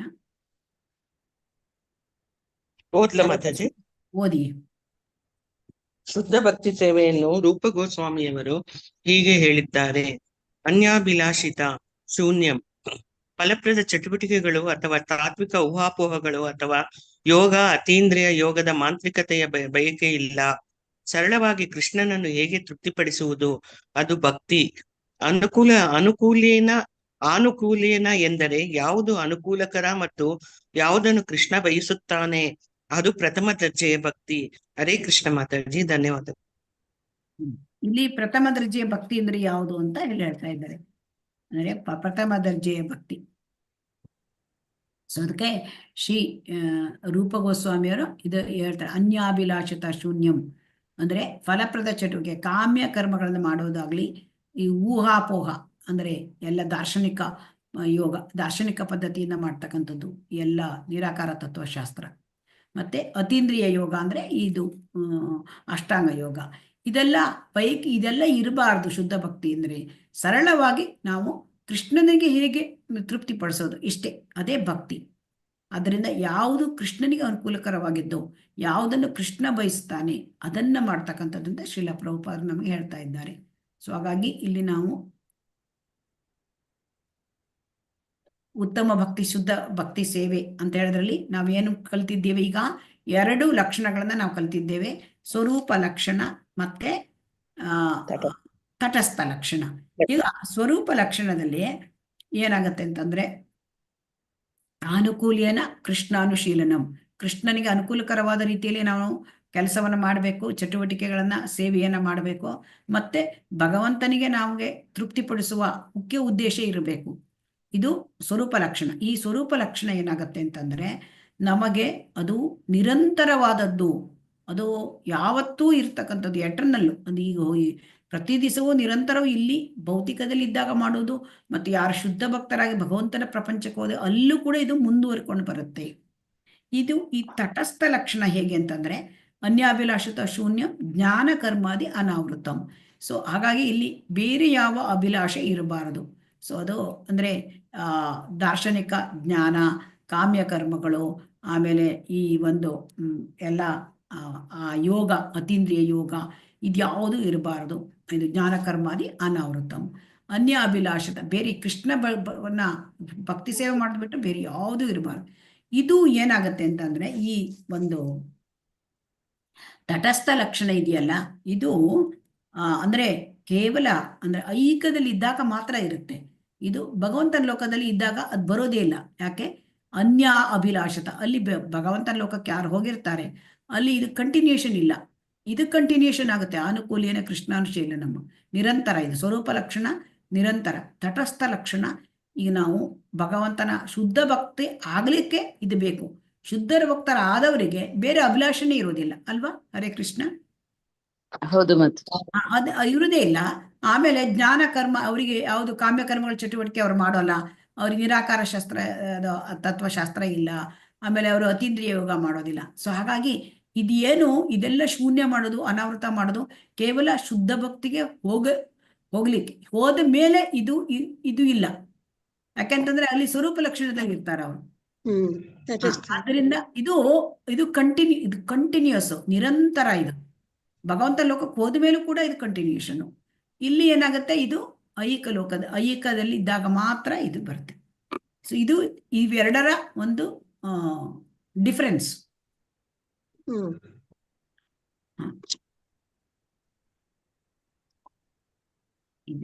ಗುಂಪು ಚಟುವಟಿಕೆ ಅದೇನೋ ಸರಿ ನಮ್ಗೆ ಆಗಲ್ಲ, ಅದು ಸರಿ. ಹರೇ ಕೃಷ್ಣ. ಇದನ್ನು ಓದಿ. ಹರೇ ಕೃಷ್ಣ. ಹರೇ ಕೃಷ್ಣ ಮಾತಾಜಿ. ವಾಸ್ತವವಾಗಿ ಕೃಷ್ಣನ ಪ್ರಜ್ಞೆಯನ್ನು ಶ್ರವಣ, ಕೀರ್ತನ, ಸ್ಮರಣಗಳ ಮೇಲೆಯೇ ನೆಲೆಗೊಳಿಸಬಹುದು. ಶ್ರೀಮದ್ ಭಾಗವತದಲ್ಲಿ ಅಂತಹ 9 ವಿಧಾನಗಳನ್ನು ಹೇಳಿದೆ. ಆ 9ರ ಹೊರತಾಗಿ ಮಾಡಿದ್ದೆಲ್ಲವೂ ಕೃಷ್ಣನ ಪ್ರಜ್ಞೆಗೆ ಅನುಕೂಲಕರವಲ್ಲ. ಆದ್ದರಿಂದ ನಾವು ಪತನಗೊಳ್ಳದಂತೆ ಸದಾ ಎಚ್ಚರದಿಂದಿರಬೇಕು. ಹರೇ ಕೃಷ್ಣ ಮಾತಾಜಿ. ಹರೇ ಕೃಷ್ಣ. ಸೊ ಹಾಗಾಗಿ ಶುದ್ಧ ಭಕ್ತಿ ಸೇವೆ ಅಂತಂದ್ರೆ ಕೃಷ್ಣನ ಅಲ್ಲಿ ಪ್ರಜ್ಞೆಯಾಗೆ ಯಾವುದು ಅನುಕೂಲಕರ, ಯಾವುದು ಕೃಷ್ಣನಲ್ಲಿ ಎಲ್ಲಿ ನಾವು ಮಾಡುವ ಕೆಲಸದಲ್ಲಿ ಕೃಷ್ಣ ಎಲ್ಲಿ ಇಲ್ಲ, ಅದು ಯಾವುದು ಅನುಕೂಲಕರ ಅಲ್ಲ ಅಂತೆ. ಸೊ ಆದ್ದರಿಂದ ಶ್ರವಣಂ, ಕೀರ್ತನಂ, ಸ್ಮರಣಂ, ಪಾದ ಸೇವನಂ, ಅರ್ಚನಂ ವಂದನಂ ದಾಸ್ಯಂ ಸಖ್ಯಂ ಆತ್ಮನಿವೇದನಂ. ಸೊ ಆದ್ದರಿಂದ ಈ 9 ವಿಧಾನದ ಭಕ್ತಿ ಇದನ್ನ ಮಾಡದ್ ಬಿಟ್ರೆ ಬೇರೆ ಎಲ್ಲವೂ ಕೂಡ ಕೃಷ್ಣ ಪ್ರಜ್ಞೆಗೆ ಅನುಕೂಲ ಅಲ್ಲ. ಸೊ ಆದ್ದರಿಂದ ಯಾವಾಗಲೂ ಅದರಲ್ಲಿ ಕೂಡ ನಮ್ಮಂತಹ ಅಂದ್ರೆ ಬಿಗಿನರ್ಸ್, ಆರಂಭಿಕರಿಗೆ ಮೊದಲ 4 ಮುಖ್ಯವಾದದ್ದು ಶ್ರವಣ, ಭಗವಂತನ ಬಗ್ಗೆ ನಾವು ಕೇಳ್ತಕ್ಕಂಥದ್ದು ಶ್ರವಣ, ಆಮೇಲೆ ಕೀರ್ತನ, ನಾವು ಏನನ್ನ ನಾವು ಭಗವಂತನ ಮಹಿಮೆಗಳನ್ನು ಕೀರ್ತನ ಮಾಡೋದು, ಹರೇ ಕೃಷ್ಣ ಸಂಕೀರ್ತನ ಮಾಡೋದು, ಮಂತ್ರ ಹರೇ ಕೃಷ್ಣದ ಒಂದು ಸಂಕೀರ್ತನೆ ಮಹಾಮಂತ್ರದ್ದು. ಆಮೇಲೆ ಅದು ಸ್ಮರಣೆ, ಯಾವಾಗ ನಮ್ಮ ಶ್ರವಣ ಸರಿ ಇರುತ್ತೆ ಆವಾಗ ನಮಗೆ ನಮ್ಮ ಕೀರ್ತನೆ ಸರಿಯಾಗುತ್ತೆ. ಶ್ರವಣ ಕೀರ್ತನೆ ಸರಿಯಾದಾಗ ಸ್ಮರಣೆ, ಭಗವಂತನನ್ನ ಮರಿಲಿಕ್ಕಾಗಲ್ಲ.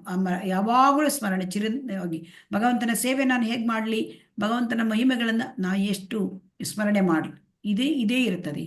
ಇವೆಲ್ಲವೂ ಆದಾಗ ಮತ್ತೆ ನಮಗೆ ಒಂದು ಅರ್ಚನೆ, ವಿಗ್ರಹಾರಾಧನೆ, ಇದಿಷ್ಟು ಕೂಡ ತುಂಬಾ ಅನುಕೂಲಕರವಾದದ್ದು. ಸೊ ಆದ್ದರಿಂದ ಈ 9 ವಿಧಾನಗಳನ್ನ ನಾವು ಹೊರತು ಬೇರೆ ಏನು ಮಾಡಿದ್ರು ಕೃಷ್ಣ ಪ್ರಜ್ಞೆಗೆ ಅನುಕೂಲಕರ ಅಲ್ಲ. ಸೊ ಅನುಕೂಲಕರ ಭಕ್ತಿ ಅಂದ್ರೆ ಈ ನವವಿಧ ಭಗವಂತನ ಸೇವೆ, ಒಂದು ನವವಿಧ ಭಕ್ತಿ. ಸೊ ಆದ್ದರಿಂದ ಈ 9 ವಿಧಗಳನ್ನು ಬಿಟ್ಟು ಬೇರೆ ಏನ್ ಮಾಡಿದ್ರು ಕೂಡ ಅವನು ಉತ್ತಮ ಭಕ್ತ ಅಂತ, ಆ ಭಕ್ತಿ ಅಂತ ಆಗೋದಿಲ್ಲ.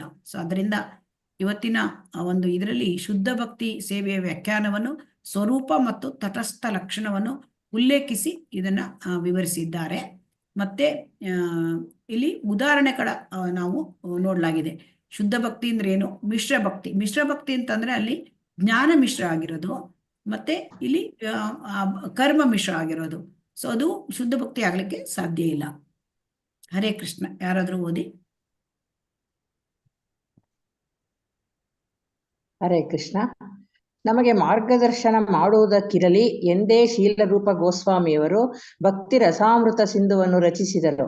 ಆ ಕೃತಿಯನ್ನು ಇಲ್ಲಿ ಭಕ್ತಿಯ ಮಕರಂದದ ರೂಪದಲ್ಲಿ ಪ್ರಸ್ತುತಪಡಿಸಲಾಗಿದೆ. ಕೃಷ್ಣ ಪ್ರಜ್ಞಾ ಆಂದೋಲನದಲ್ಲಿ ತೊಡಗಿಕೊಂಡಿರುವ ಜನ ಈ ಕೃತಿಯ ಲಾಭ ಪಡೆದು ಭದ್ರವಾಗಿ ಕೃಷ್ಣ ಪ್ರಜ್ಞೆಯಲ್ಲಿ ನೆಲೆಸುವುದಾಗಲಿ ಎಂಬುದೇ ನಮ್ಮ ಆಶಯ. ಹರೇ ಕೃಷ್ಣ. ಹರೇ ಕೃಷ್ಣ. ಇಲ್ಲಿ ಶೀಲ ಪ್ರಭುಪಾದರು ಏನ್ ಹೇಳ್ತಾ ಇದ್ದಾರೆ, ಈ ಭಕ್ತಿ ರಸಾಮೃತ ಸಿಂಧುವನ್ನ ಯಾಕೆ ರೂಪ ಗೋಸ್ವಾಮಿಯವರು ಬರೆದ್ರು ಈಗ ಅಂತ ಅದನ್ನ ನಮಗೆ ತಿಳಿಸಿ ಹೇಳ್ತಾ ಇದ್ದಾರೆ.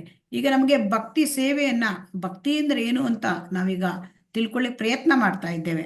ಒಬ್ಬ ವ್ಯಕ್ತಿ ಉತ್ತಮ ಭಕ್ತ ಆಗ್ಬೇಕು ಅಂದ್ರೆ ಈ ಒಂದು ಲಕ್ಷಣಗಳನ್ನ ಅದನ್ನ ಬೆಳೆಸ್ಕೊಳ್ಬೇಕು ಅಂತ ಹೇಳ್ತಾ ಇದ್ದಾರೆ. ಸೊ ಹಾಗಾಗಿ ನಮಗೆ ಭಕ್ತಿ ಸೇವೆ ಮಾಡೋದಂದ್ರೆ ಏನು, ಭಕ್ತಿ ಅಂದ್ರೆ ಏನು, ಆ ಭಕ್ತಿ ಸೇವೆಯನ್ನು ಹೇಗ್ ಮಾಡಬೇಕು, ಇದನ್ನೆಲ್ಲ ನಮಗೆ ತಿಳಿಸ್ಕೊಡ್ಲಿಕ್ಕಾಗಿಯೇ ಈ ಕೃತಿಯನ್ನ ಮಾಡಿದ್ದಾರೆ. ಅವರು ಭಕ್ತಿ ರಸಾಮೃತ ಸಿಂಧುವನ್ನ ರಚಿಸಿದ್ದಾರೆ.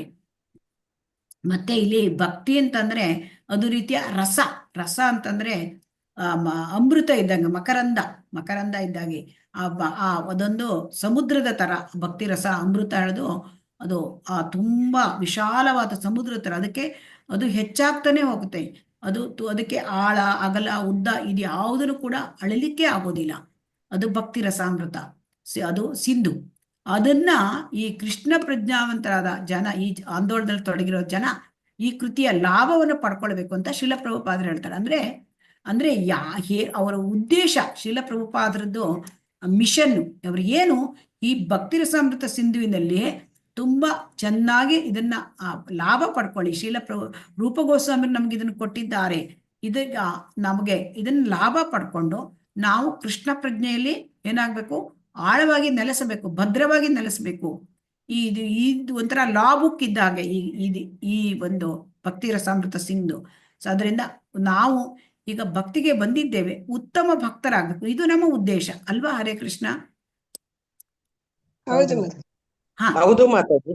ಈ 6 ಲಕ್ಷಣಗಳನ್ನ ವಿವರಿಸಿದ್ದಾರೆ ಅವರು. ಅದನ್ನ ಅಳವಡಿಸ್ಕೊಳ್ಳೋದು ಹೇಗೆ, 6 ಲಕ್ಷಣಗಳನ್ನ ವಿವರಿಸಿದ್ದಾರೆ. ಸೊ ಅದರಿಂದ ಇದನ್ನ ನಾವು ಅಳವಡಿಸ್ಕೊಳ್ಳೋದು ಹೇಗೆ ಅಂತ ಹೇಳ್ತಾರೆ. ಹಾಗಾಗಿ ಕೃಷ್ಣನಿಗೆ ಯಾವ ರೀತಿ ಸೇವೆ ಮಾಡಿದ್ರೆ ಅದು ಕೃಷ್ಣನಿಗೆ ಇಷ್ಟ ಆಗತ್ತೆ, ಇದನ್ನೆಲ್ಲ ಇದರಲ್ಲಿ ವಿವರಿಸ್ತಾ ಬರ್ತಾರೆ. ಸೊ ಹಾಗಾಗಿ ಇಲ್ಲಿ ಏನಂತಂದ್ರೆ ದೇವಸ್ಥಾನದಲ್ಲಿ ತುಂಬಾ ಭಗವಂತನ ಸೇವೆ ಇರುತ್ತೆ. ಕೃಷ್ಣನ ಯಾವ ರೀತಿ, ಕೃಷ್ಣನಿಗೆ ಇವನು ಎಲ್ಲರಿಗೂ ಮಾಡ್ತಾರಂತೆ. ಕೃಷ್ಣನಿಗೆ ದೇವರಿಗೆ ಹಲ್ಲು ಉಜ್ಜಿಸೋದು ಮಂತ್ರಗಳ ಮೂಲಕ ಮಾಡ್ತಾರೆ, ದೇವರಿಗೆ ಸ್ನಾನ ಮಾಡಿಸೋದು, ಅಭಿಷೇಕ ಮಾಡೋದು, ಅಲಂಕಾರ ಮಾಡೋದು, ಎಲ್ಲ ಎಲ್ಲ ಇರ್ತದೆ ಅಲ್ವಾ. ಹರೇ ಕೃಷ್ಣ. ಭಗವಂತನ ಸೇವೆ ಅಂದ್ರೆ ಹೌದು ಮಾತಾಜಿ. ಹೌದು ಆಮೇಲೆ ಇದು ಮಾತಾಡಿ. ಇಸ್ಕಾನ್ನಲ್ಲಿ ಈ ಭಗವಂತನ ಸೇವೆ ಹೇಗ್ ಮಾಡೋದು ಅಂತ ಪಂಚರಾತ್ರಿಕ ವಿಧಿ, ನಾರದ ಪಂಚರಾತ್ರಿಕ ವಿಧಿ ಅಂತ ಅದನ್ನ ಫಾಲೋ ಮಾಡ್ತಾರೆ. ಇದರಲ್ಲಿ 1 ತಿಂಗಳ ಕೋರ್ಸ್ ಕೂಡ ಇದೆಯಂತೆ.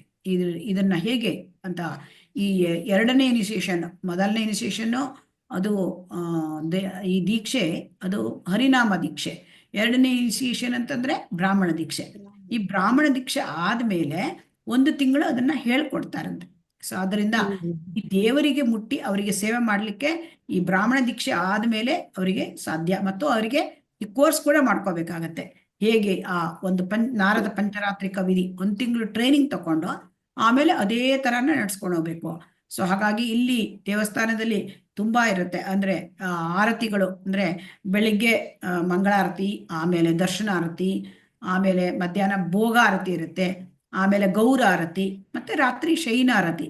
ಸೊ ಹಾಗಾಗಿ ದಿನಕ್ಕೆ 5 ಸಾರಿ ಆರತಿ ಇರ್ತದೆ. ಸೊ ಹಾಗಾಗಿ ಅದನ್ನ ಎಷ್ಟೊತ್ತಿಗೆ ಮಾಡಬೇಕು, ಯಾವ ರೀತಿ ಮಾಡಬೇಕು, ಅದೆಲ್ಲ ಫುಲ್ ಡೀಟೇಲ್ಸ್ ಅದನ್ನ ಇಲ್ಲಿ ಈ ಒಂದು ಪಂಚರಾತ್ರಿಕ ವಿಧಿ ಸೇವೆ ಅದನ್ನ. ಹಾಗಾಗಿ ಆಮೇಲೆ ಅದೊಂದೇ ಅಲ್ಲ, ಈಗ ಭಕ್ತನ ಡ್ರೆಸ್ ಯಾವ ತರ, ಭಕ್ತ ಹೇಗೆ ತಿಲಕ ತಿಲಕ ಮಂತ್ರಗಳು ಇದನ್ನೆಲ್ಲ. ಸೊ ಹಾಗಾಗಿ ಇದನ್ನೆಲ್ಲ ಡೀಟೇಲ್ಸು. ಸೊ ಹಾಗಾಗಿ ಇದನ್ನೆಲ್ಲ ಇದನ್ನ ಏನೇನ್ ಮಾಡ್ಬೇಕು ಅಂತ. ಆದ್ರೆ ಭಕ್ತಿರಸಾಮೃತ ಸಿಂಧುವಿನಲ್ಲಿ ಇಲ್ಲಿ ಪಂಚರಾತ್ರದ ಬಗ್ಗೆ ಇಲ್ಲಿ ಹೇಳ್ತಾ ಇದ್ದಾರೆ. ಆದರೆ ಈ ಭಕ್ತಿರಸಾಮೃತ ಸಿಂಧುವಿನಲ್ಲಿ ಇಲ್ಲಿ ಇವರು ಡೀಟೇಲ್ ಆಗಿ ಹೇಳ್ತಾರೆ. ಅಂದ್ರೆ ನಮಗೆ ಭಕ್ತಿ ಸೇವೆಯನ್ನ ಹೇಗ್ ಮಾಡೋದು ಅಂತ. ಸೊ ಹಾಗಾಗಿ ಇಲ್ಲಿ ನಾವು ಇನ್ನೊಂದು ಕೂಡ ಕೇಳ್ತೇವೆ. ಪಂಚರಾತ್ರಿಕ ವಿಧಿಯಲ್ಲಿ ನಾರದ ಪಂಚರಾತ್ರದಲ್ಲಿ ಇನ್ನೊಂದು ಹೇಳಿದ್ದಾರೆ. ಅಂದ್ರೆ ಒಂದು ಶ್ಲೋಕ, ಅದು ಕೂಡ ಭಕ್ತಿಗೆ ಬಹಳ ಮುಖ್ಯವಾದದ್ದು. ಅದನ್ನ ನೋಡೋಣ. ಹರೇ ಕೃಷ್ಣ.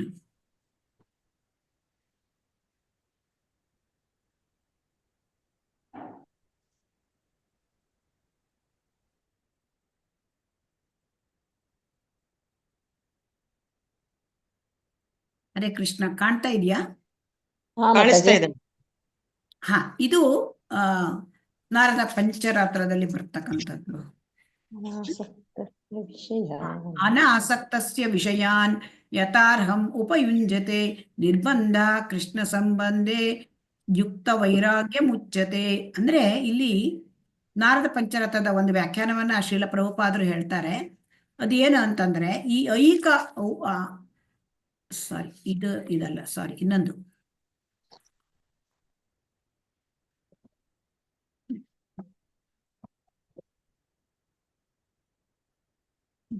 ಕಾಣ್ತಾ ಇಲ್ಲ,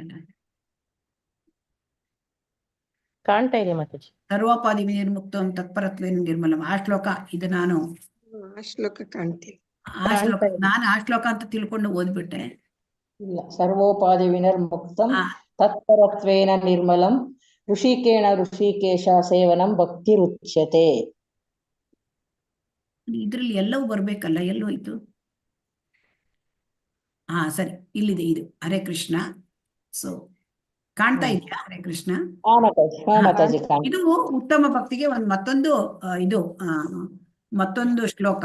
ಇದನ್ನು ಹೇಳ್ತಾರೆ ಶ್ರೀಲ ರೂಪ ಗೋಸ್ವಾಮಿ ಹೇಳ್ತಾರೆ, ನಾರದ ಪಂಚರಾತ್ರದಿಂದ ತೆಗೆದುಕೊಂಡಿರೋದು. ಸರ್ವೋಪಾಧಿ ವಿನಿರ್ಮುಕ್ತಂ ತತ್ಪರತ್ವೇನ ನಿರ್ಮಲಂ ಋಷಿಕೇನ ಋಷಿಕೇಶ ಸೇವನಂ ಭಕ್ತಿರ್ ಉತ್ತಮ. ಸೊ ಭಕ್ತಿರ್ ಉಚ್ಯತೆ. ಸೊ ಇಲ್ಲಿ ಏನು ಅಂತಂದ್ರೆ, ಈ ನಾರದ ಪಂಚರಾತ್ರಿ ಶ್ಲೋಕ ಇದು ಕೂಡ ಉತ್ತಮ ಭಕ್ತಿಗೆ ಇನ್ನೊಂದು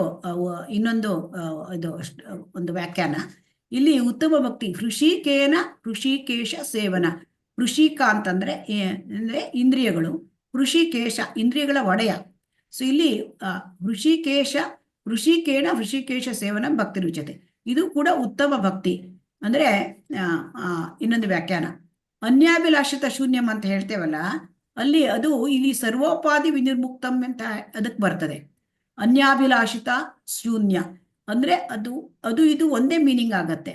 ಅಂದ್ರೆ ಇಲ್ಲಿ ಸರ್ವ ಉಪಾಧಿ ಅಂತಂದ್ರೆ, ಈಗ ನಾನು ಅಂದ್ರೆ ಉಪಾಧಿಗಳು ಅಂತಂದ್ರೆ ಏನು ಅಂತಂದ್ರೆ, ಈಗ ನಾನು ಒಬ್ಬ ನಾನು ಸ್ತ್ರೀ, ನಾನು ಪುರುಷ, ಅಥವಾ ನಾನು ಅಮೆರಿಕನ್ನು, ನಾನು ಇಂಡಿಯನ್ನು, ಇದೆಲ್ಲ ಭಾವನೆಗಳು.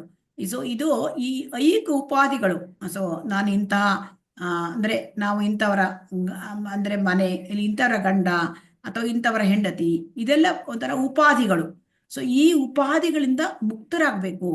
ಇದು ಇದು ಇದು ಕಲ್ಮಶ ಅಂತ ಹೇಳ್ತಾರೆ. ಇದೆಲ್ಲವೂ ಉಪಾಧಿಗಳು ಎಲ್ಲ ಏನಾಗುತ್ತೆ, ಕಲ್ಮಶ. ಸೊ ಅದರಿಂದ ನಾವು ಇದನ್ನು ತೊಡೆದು ಹೋಗ್ಬೇಕು. ಆಗ ನಮಗೆ ಇಂದ್ರಿಯಗಳ ಒಡೆಯ ಋಷಿಕೇಶ ಕೃಷ್ಣ.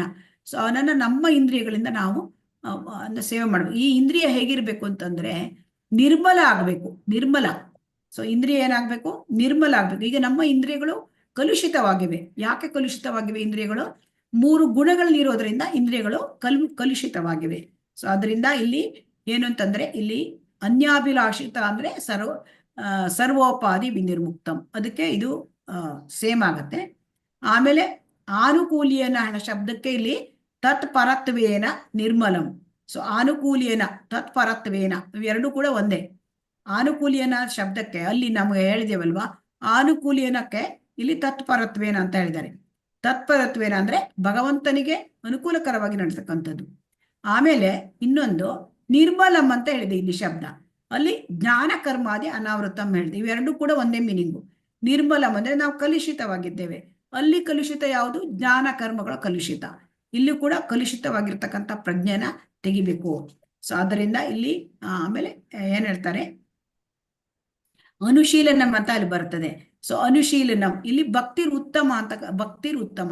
ಸೊ ಅವೆರಡು ಕೂಡ ಒಂದೇ ಆಗ್ತದೆ. ಸೊ ಅದರಿಂದ ಇಲ್ಲಿ ಅಂದ್ರೆ ಸರ್ವೋಪಾಧಿ ವಿನಿರ್ಮುಕ್ತಂ ತತ್ಪರತ್ವೇನ ನಿರ್ಮಲಂ ಋಷಿಕೇಶ ಸೇವನಂ ಭಕ್ತಿರುಚ್ಯತೆ. ಸೊ ಹಾಗಾಗಿ ಯಾರಾದ್ರೂ ಓದಿ ಇದು. ಹರೇ ಕೃಷ್ಣ. ಓದ್ಲಾ ಮಾತಾಜಿ? ಓದಿ. ಸರ್ವೋಪಾಧಿ ವಿನಿರ್ಮುಕ್ತಂ ತತ್ಪರತ್ವೇನ ನಿರ್ಮಲಂ ಹೃಷಿಕೇಶ ಸೇವನಂ ಭಕ್ತಿರುಚ್ಯತೆ. ಭಕ್ತಿ ಅಥವಾ ಭಕ್ತಿ ಸೇವೆ ಎಂದರೆ ನಮ್ಮ ಎಲ್ಲಾ ಇಂದ್ರಿಯಗಳನ್ನು ಭಗವಂತನ ಸೇವೆಯಲ್ಲಿ ತೊಡಗಿಸಿಕೊಳ್ಳುವುದು. ದೇವೋತ್ತಮ ಪರಮ ಪುರುಷನು ಎಲ್ಲಾ ಇಂದ್ರಿಯಗಳ ಒಡೆಯ. ಚೇತನ ಆತ್ಮವು ದೇವೋತ್ತಮ ಪರಮ ಪುರುಷನಿಗೆ ಸೇವೆ ಸಲ್ಲಿಸಿದಾಗ 2 ಅಡ್ಡ ಪರಿಣಾಮಗಳಾಗುತ್ತದೆ. ಒಬ್ಬನು ಎಲ್ಲ ಭೌತಿಕ ಪದವಿಗಳಿಂದ ಮುಕ್ತನಾಗುತ್ತಾನೆ ಮತ್ತು ಒಬ್ಬರ ಇಂದ್ರಿಯಗಳು ಕೇವಲ ಭಗವಂತನ ಸೇವೆಯಲ್ಲಿ ಕೆಲಸ ಮಾಡುವ ಮೂಲಕ ಶುದ್ಧೀಕರಿಸಲ್ಪಡುತ್ತದೆ.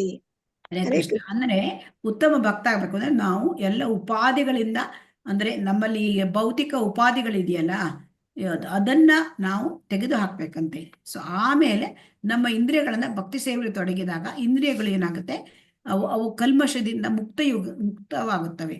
ಆಮೇಲೆ ಶುದ್ಧವಾದ ಇಂದ್ರಿಯದಿಂದ ನಾವು ಭಗವಂತನ ಸೇವೆ ಮಾಡ್ಬೇಕು. ಸೊ ಹಾಗಾಗಿ ಇಲ್ಲಿ ಏನ್ ಹೇಳ್ತಾರೆ, ಶೀಲಪ್ರಭುಪಾದರು ಏನ್ ಹೇಳ್ತಾರೆ ಅಂದ್ರೆ, ನಮ್ಮ ಇಂದ್ರಿಯಗಳ ಒಡೆಯನ ಸೇವೆಯಲ್ಲಿ ತೊಡಗಿದಾಗ ಅದು ಶುದ್ಧ ಭಕ್ತಿ ಸೇವೆ. ಸೊ ಬದ್ಧ ಸ್ಥಿತಿಯಲ್ಲಿ ನಮ್ಮ ಇಂದ್ರಿಯಗಳು ನಾವೀಗ ಬದ್ಧ ಸ್ಥಿತಿಯಲ್ಲಿ ಇದ್ದೇವೆ ಅಲ್ವಾ, ಬದ್ಧಾತ್ಮರು. ಸೊ ಆ ಬದ್ಧಾತ್ಮರು ಏನ್ ಮಾಡ್ತೇವೆ, ನಾವು ನಮ್ಮ ದೇಹದ ಬೇಡಿಕೆಗಾಗಿ ನಾವು ಕೆಲಸ ಮಾಡ್ತೇವೆ ಅಲ್ವಾ. ನಮ್ಮ ಇಂದ್ರಿಯಗಳ ತೃಪ್ತಿಗಾಗಿ ನಾವು ಮಾಡ್ತೇವೆ. ಆದರೆ ಯಾವಾಗ ಈ ಇಂದ್ರಿಯಗಳು ಕೃಷ್ಣನ ಆಜ್ಞೆಯನ್ನು ಪೂರೈಸುವುದರಲ್ಲಿ ತೊಡಗುತ್ತವೆ ಅದು ಭಕ್ತಿ. ಸೊ ಅಂದ್ರೆ ಈಗ ನಾವು ನಮ್ಮ ಇಂದ್ರಿಯ ತೃಪ್ತಿಗಾಗಿ ಮಾಡ್ತಾ ಇರೋ ಕೆಲಸ, ಸೊ ಅದು ಕಾಮ್ಯ ಕರ್ಮ. ಅದನ್ನೇ ನಾವು ಭಗವಂತನ ಆಜ್ಞೆ ಪರಿಪಾಲಿಸೋದು, ಭಗವಂತನ ಇಂದ್ರಿಯ ತೃಪ್ತಿಗಾಗಿ ಕೆಲಸ ಮಾಡೋದು.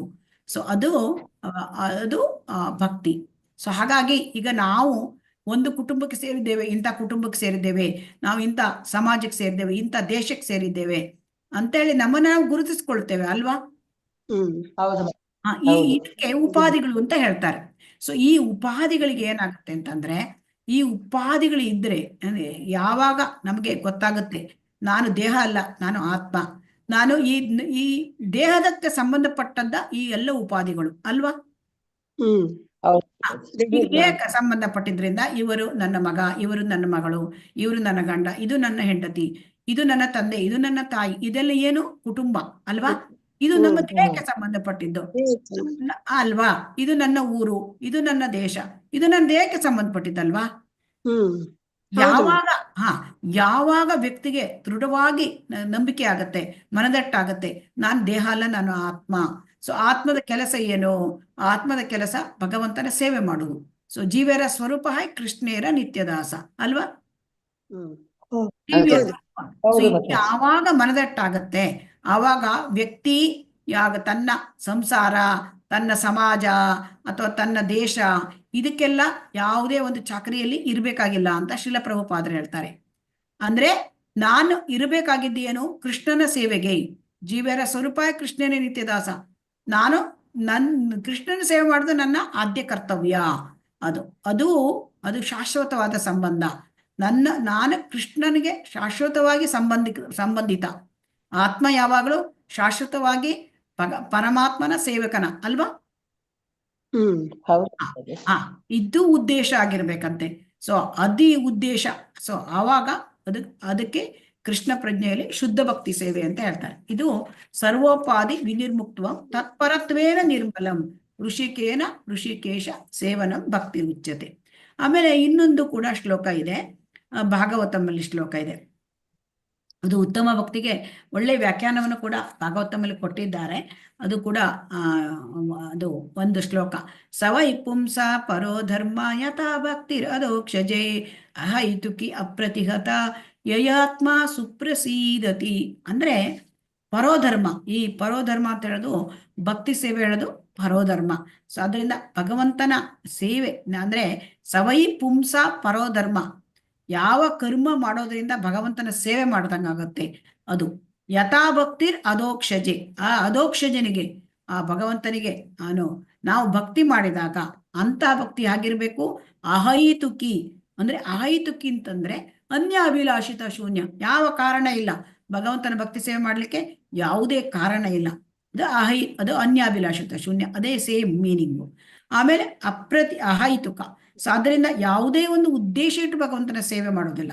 ಸೊ ಆಮೇಲೆ ಹೇತು ಅಂದ್ರೆ ಒಂದು ಉದ್ದೇಶ, ಒಂದು ಕಾರಣ. ಅಹೈತುಕಿ ಅಂತಂದ್ರೆ ಏನೂ ಇಲ್ಲ ಉದ್ದೇಶ. ಭಗವಂತನ ಭಕ್ತಿ ಸೇವೆ ಮಾಡೋದು ನನ್ನ ಆದ್ಯ ಕರ್ತವ್ಯ, ಇದು ಇರಬೇಕು.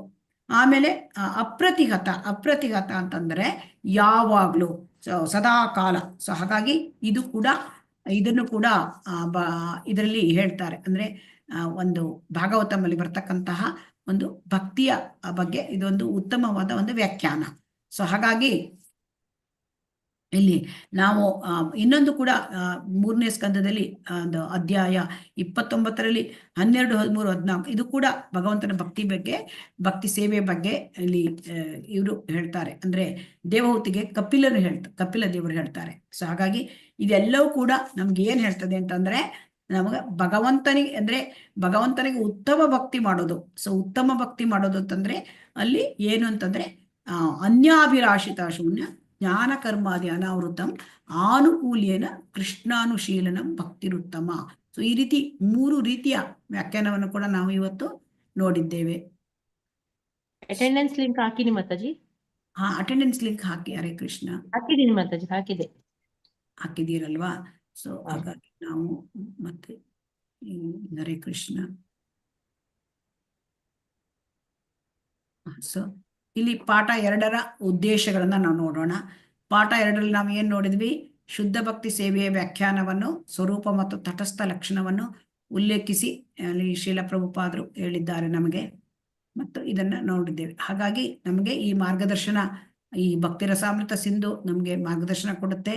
ಇದನ್ನ ನಾವು ಚೆನ್ನಾಗಿ ಮಾರ್ಗದರ್ಶನ ಪ್ರಕಾರ ನಾವು ಅದನ್ನ ತಿಳ್ಕೊಂಡು ಅದನ್ನ ನಾವು ಕೃತಿಯಲ್ಲಿ ನಮ್ಮ ಒಂದು ಆಚರಣೆಯನ್ನು ತೊಡಗಬೇಕು.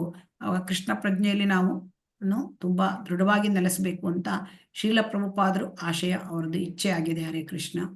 ಸೊ ಅದರಿಂದ ಇವತ್ತಿನ ಒಂದು ಪಾಠದಲ್ಲಿ ನಾವು ಕಲಿತಿರ್ತಕ್ಕಂಥದ್ದು ವಿಚಾರಗಳು, ಪಾಠದ ಅವಲೋಕನ. ಅಂದ್ರೆ ಇಲ್ಲಿ ಪಾಠ 1ರ ಅವಲೋಕನ ನೋಡಿದ್ದೇವೆ. ಪಾಠ 2ರಲ್ಲಿ ಶುದ್ಧ ಭಕ್ತಿಯ ಸೇವೆ, ಶುದ್ಧ ಭಕ್ತಿಯೇ ಅನ್ನೋದನ್ನ ರೂಪ ಗೋಸ್ವಾಮಿಯವರು ಯಾವ ರೀತಿ ವ್ಯಾಖ್ಯಾನ ಮಾಡಿದ್ದಾರೆ.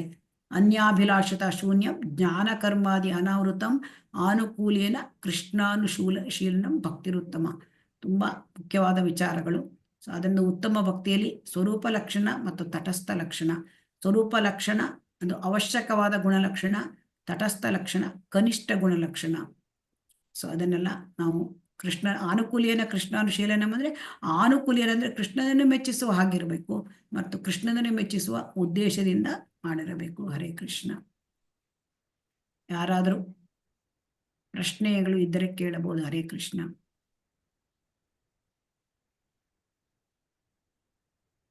ಹರೇ ಕೃಷ್ಣ. ಎಲ್ಲರೂ ಕೂಡ ಸಾಧನ ಚಾರ್ಟ್ ಅನ್ನು ಫಿಲ್ ಮಾಡ್ತಾ ಇದ್ದೀರಾ? ಹರೇ ಕೃಷ್ಣ. ಹರೇ ಕೃಷ್ಣ. ಮತ್ತೆ ಇಲ್ಲಿ 16 ರೌಂಡ್ ಎಲ್ಲರೂ ಕೂಡ ಮಾಡ್ತಾ ಇದ್ದೀರಾ? ಯಾರ್ಯಾರು ಮಾಡ್ತಾ ಇದ್ದೀರಿ ಸ್ವಲ್ಪ ಹ್ಯಾಂಡ್ ರೈಸ್ ಮಾಡಿ. ಹರೇ ಕೃಷ್ಣ. ಮಾಡ್ತಿದೀವಿ ಮಾತಾಜಿ, ಸಾಧನ ಚಾರ್ಟು ಮಾಡಿದ್ವಿ. ಅಲ್ಲ, ಎಲ್ಲರೂ ಕೂಡ ಯಾರ್ಯಾರು ಮಾಡ್ತಾ ಇದ್ರೆ ನಮ್ಗೆ 16 ರೌಂಡ್ಸ್ ಜಪ ಮಾಡೋರದ್ದು ಲೀಸ್ಟ್ ಕೊಡಿ ಅಂತ ಹೇಳಿದ್ದಾರೆ. ಹರೇ ಕೃಷ್ಣ. ಆಲ್ಮೋಸ್ಟ್ ಇಲ್ಲಿರೋರೆಲ್ಲ ಮಾಡ್ತಿದಾರೆ ಮಾತಾಜಿ. ಹರೇ ಕೃಷ್ಣ. ಅವ್ರ ಕೈ ಎತ್ತಲಿ, ಎಲ್ಲರೂ ಕೂಡ ಇಂಡಿವಿಜುವಲ್ ಕೈ ಎತ್ತಲಿ. ಮಾತಾಜಿ ನೀವು ಹೆಸರು ಬರ್ಕೊಳ್ಳಿ. ಹರೇ ಕೃಷ್ಣ. ಆಯ್ತು ಮಾತಾಜಿ. ಈಗ ಯಾರು ಹ್ಯಾಂಡ್ ರೈಸ್ ಮಾಡಿದ್ದಾರೆ ಅವರೆಲ್ಲ ಹೆಸರು ಬರ್ಕೊಳ್ಳಿ. ಅಂದ್ರೆ ಉಳಿದವರು ಮಾಡೋದಿಲ್ವಾ? ಹರೇ ಕೃಷ್ಣ. ನಮ್ಗಿದು ಮಾಡ್ತಾರೆ ಮಾತಾಜಿ. ಲಕ್ಷ್ಮೀ PM ಮಾಡ್ತಾರೆ, ಹರಿಣಿ ಕಟ್ಟೇರಿ ಮಾಡ್ತಾರೆ. ಹೇಳಿದ್ರು ಪರವಾಗಿಲ್ಲ, ನಮ್ಗೆ ಊರಲ್ಲಿ ಹೇಳಿದ್ರು ಪರವಾಗಿಲ್ಲ. ಹರೇ ಕೃಷ್ಣ. ಅವ್ರು ಸ್ವಲ್ಪ ಒಂದ್ ಇಂಪಾರ್ಟೆಂಟ್ ವರ್ಕ್ ಅಲ್ಲಿ ಹೋಗಿದ್ದಾರೆ, ಅದರಿಂದ ಈಗ ಜಸ್ಟ್ ಕ್ವಿಟ್ ಆದ್ರಿ. ಆಯ್ತು. ಹರೇ ಅವ್ರದ್ದು ಮಾತು ಬರ್ಕೊಳ್ಳಿ. ಹರೇ ಕೃಷ್ಣ. ಹೊನ್ನಯ್ಯ, ಬಿ ಹೊನ್ನಯ್ಯ ಅವರು. ಹರೇ ಕೃಷ್ಣ. ಅದೇ ಮಾಡ್ತಾ ಇದೀನಿ ಮಾತಾಜಿ, ಒಂದೊಂದ್ಸಲಿ ಮಿಸ್ ಆಗುತ್ತೆ ಮಾತಾಜಿ. ಹರೇ ಕೃಷ್ಣ. ಓಕೆ. ಹರೇ ಕೃಷ್ಣ. ನೀವು ಖಂಡಿತ ಮಿಸ್ ಮಾಡಬೇಡಿ. ಹರೇ ಕೃಷ್ಣ. ಭಕ್ತಿ ಓಕೆ ಮಾತಾಜಿ. ಹರೇ ಕೃಷ್ಣ. ಪ್ಲೀಸ್ ನಿಮ್ಮ ಒಂದು ಇದಕ್ಕೆ ಭಕ್ತಿಯಲ್ಲಿ ಮುಂದುವರ್ಲಿಕ್ಕೆ. ಸ್ವಯಂ ಪ್ರಭಾ ಮಾತಾಜಿ ಹೇಳಿ.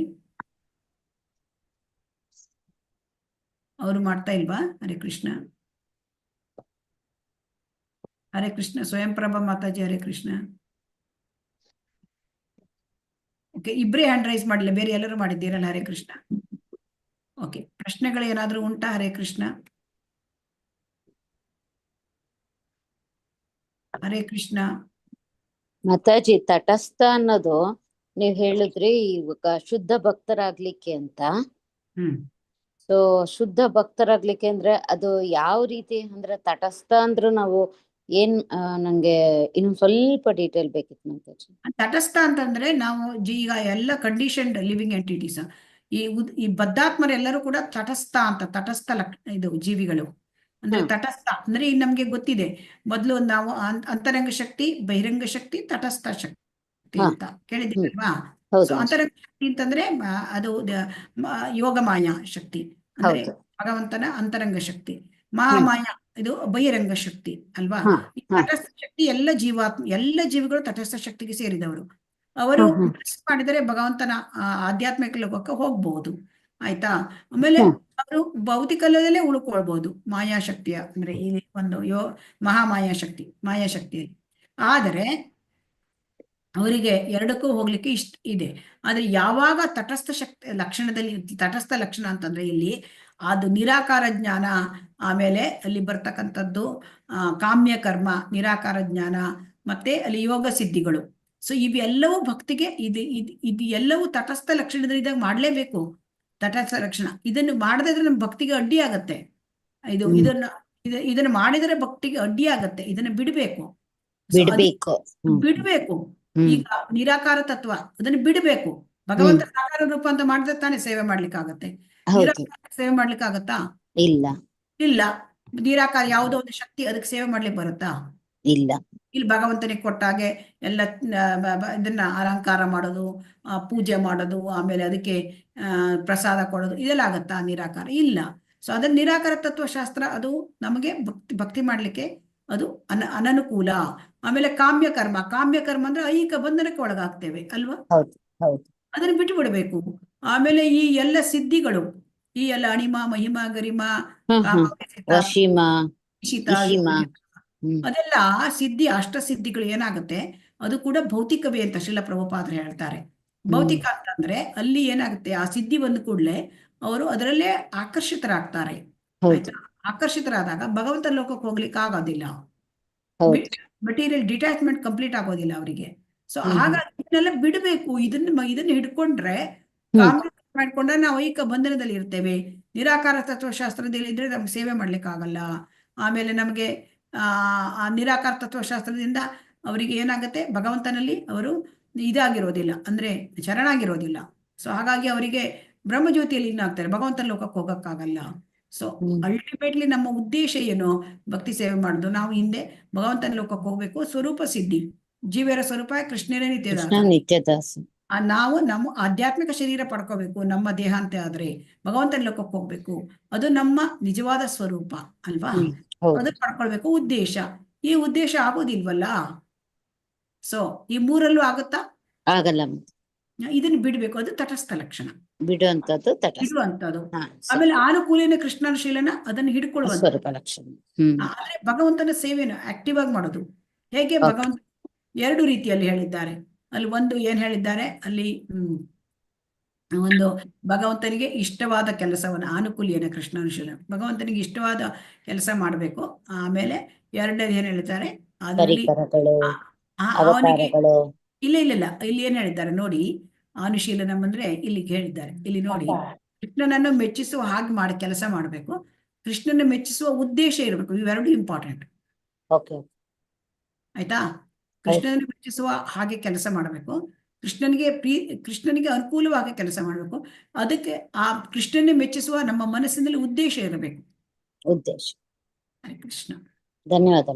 ಅದಕ್ಕೆ ಉದಾಹರಣೆಗಳ ಮೂಲಕ ನಾವು ಯಶೋಧ ಮಾತೆ, ಆಮೇಲೆ ಕಂಸ, ಹಿರಣ್ಯಾಕ್ಷ, ಹಿರಣ್ಯಕಶಿಪು, ಆಮೇಲೆ ಇವ್ರದ್ದೆಲ್ಲ ಉದಾಹರಣೆ ತಕೊಂಡು, ಆಮೇಲೆ ಶಬರಿ, ಇವ್ರದ್ದೆಲ್ಲ ಉದಾಹರಣೆ ಮೂಲಕ ನಾವು ಇದನ್ನ ಅರ್ಥ ಮಾಡ್ಕೊಳ್ಳಿಕ್ಕೆ ಪ್ರಯತ್ನ ಮಾಡಿದ್ದೀವಿ. ಹರೇ ಕೃಷ್ಣ. ಹೌದು ಮಾತಾಜಿ, ಧನ್ಯವಾದ. ಹರೇ ಕೃಷ್ಣ. ಆಯ್ತು, ಪ್ರಶ್ನೆಗಳು ಇಲ್ಲ ಅಂದ್ರೆ ತರಗತಿಯನ್ನು ಮುಗಿಸೋಣ. ಏನಾದ್ರು ಪ್ರಶ್ನೆಗಳು ಉಂಟಾ? ಹರೇ ಕೃಷ್ಣ. ಓಕೆ.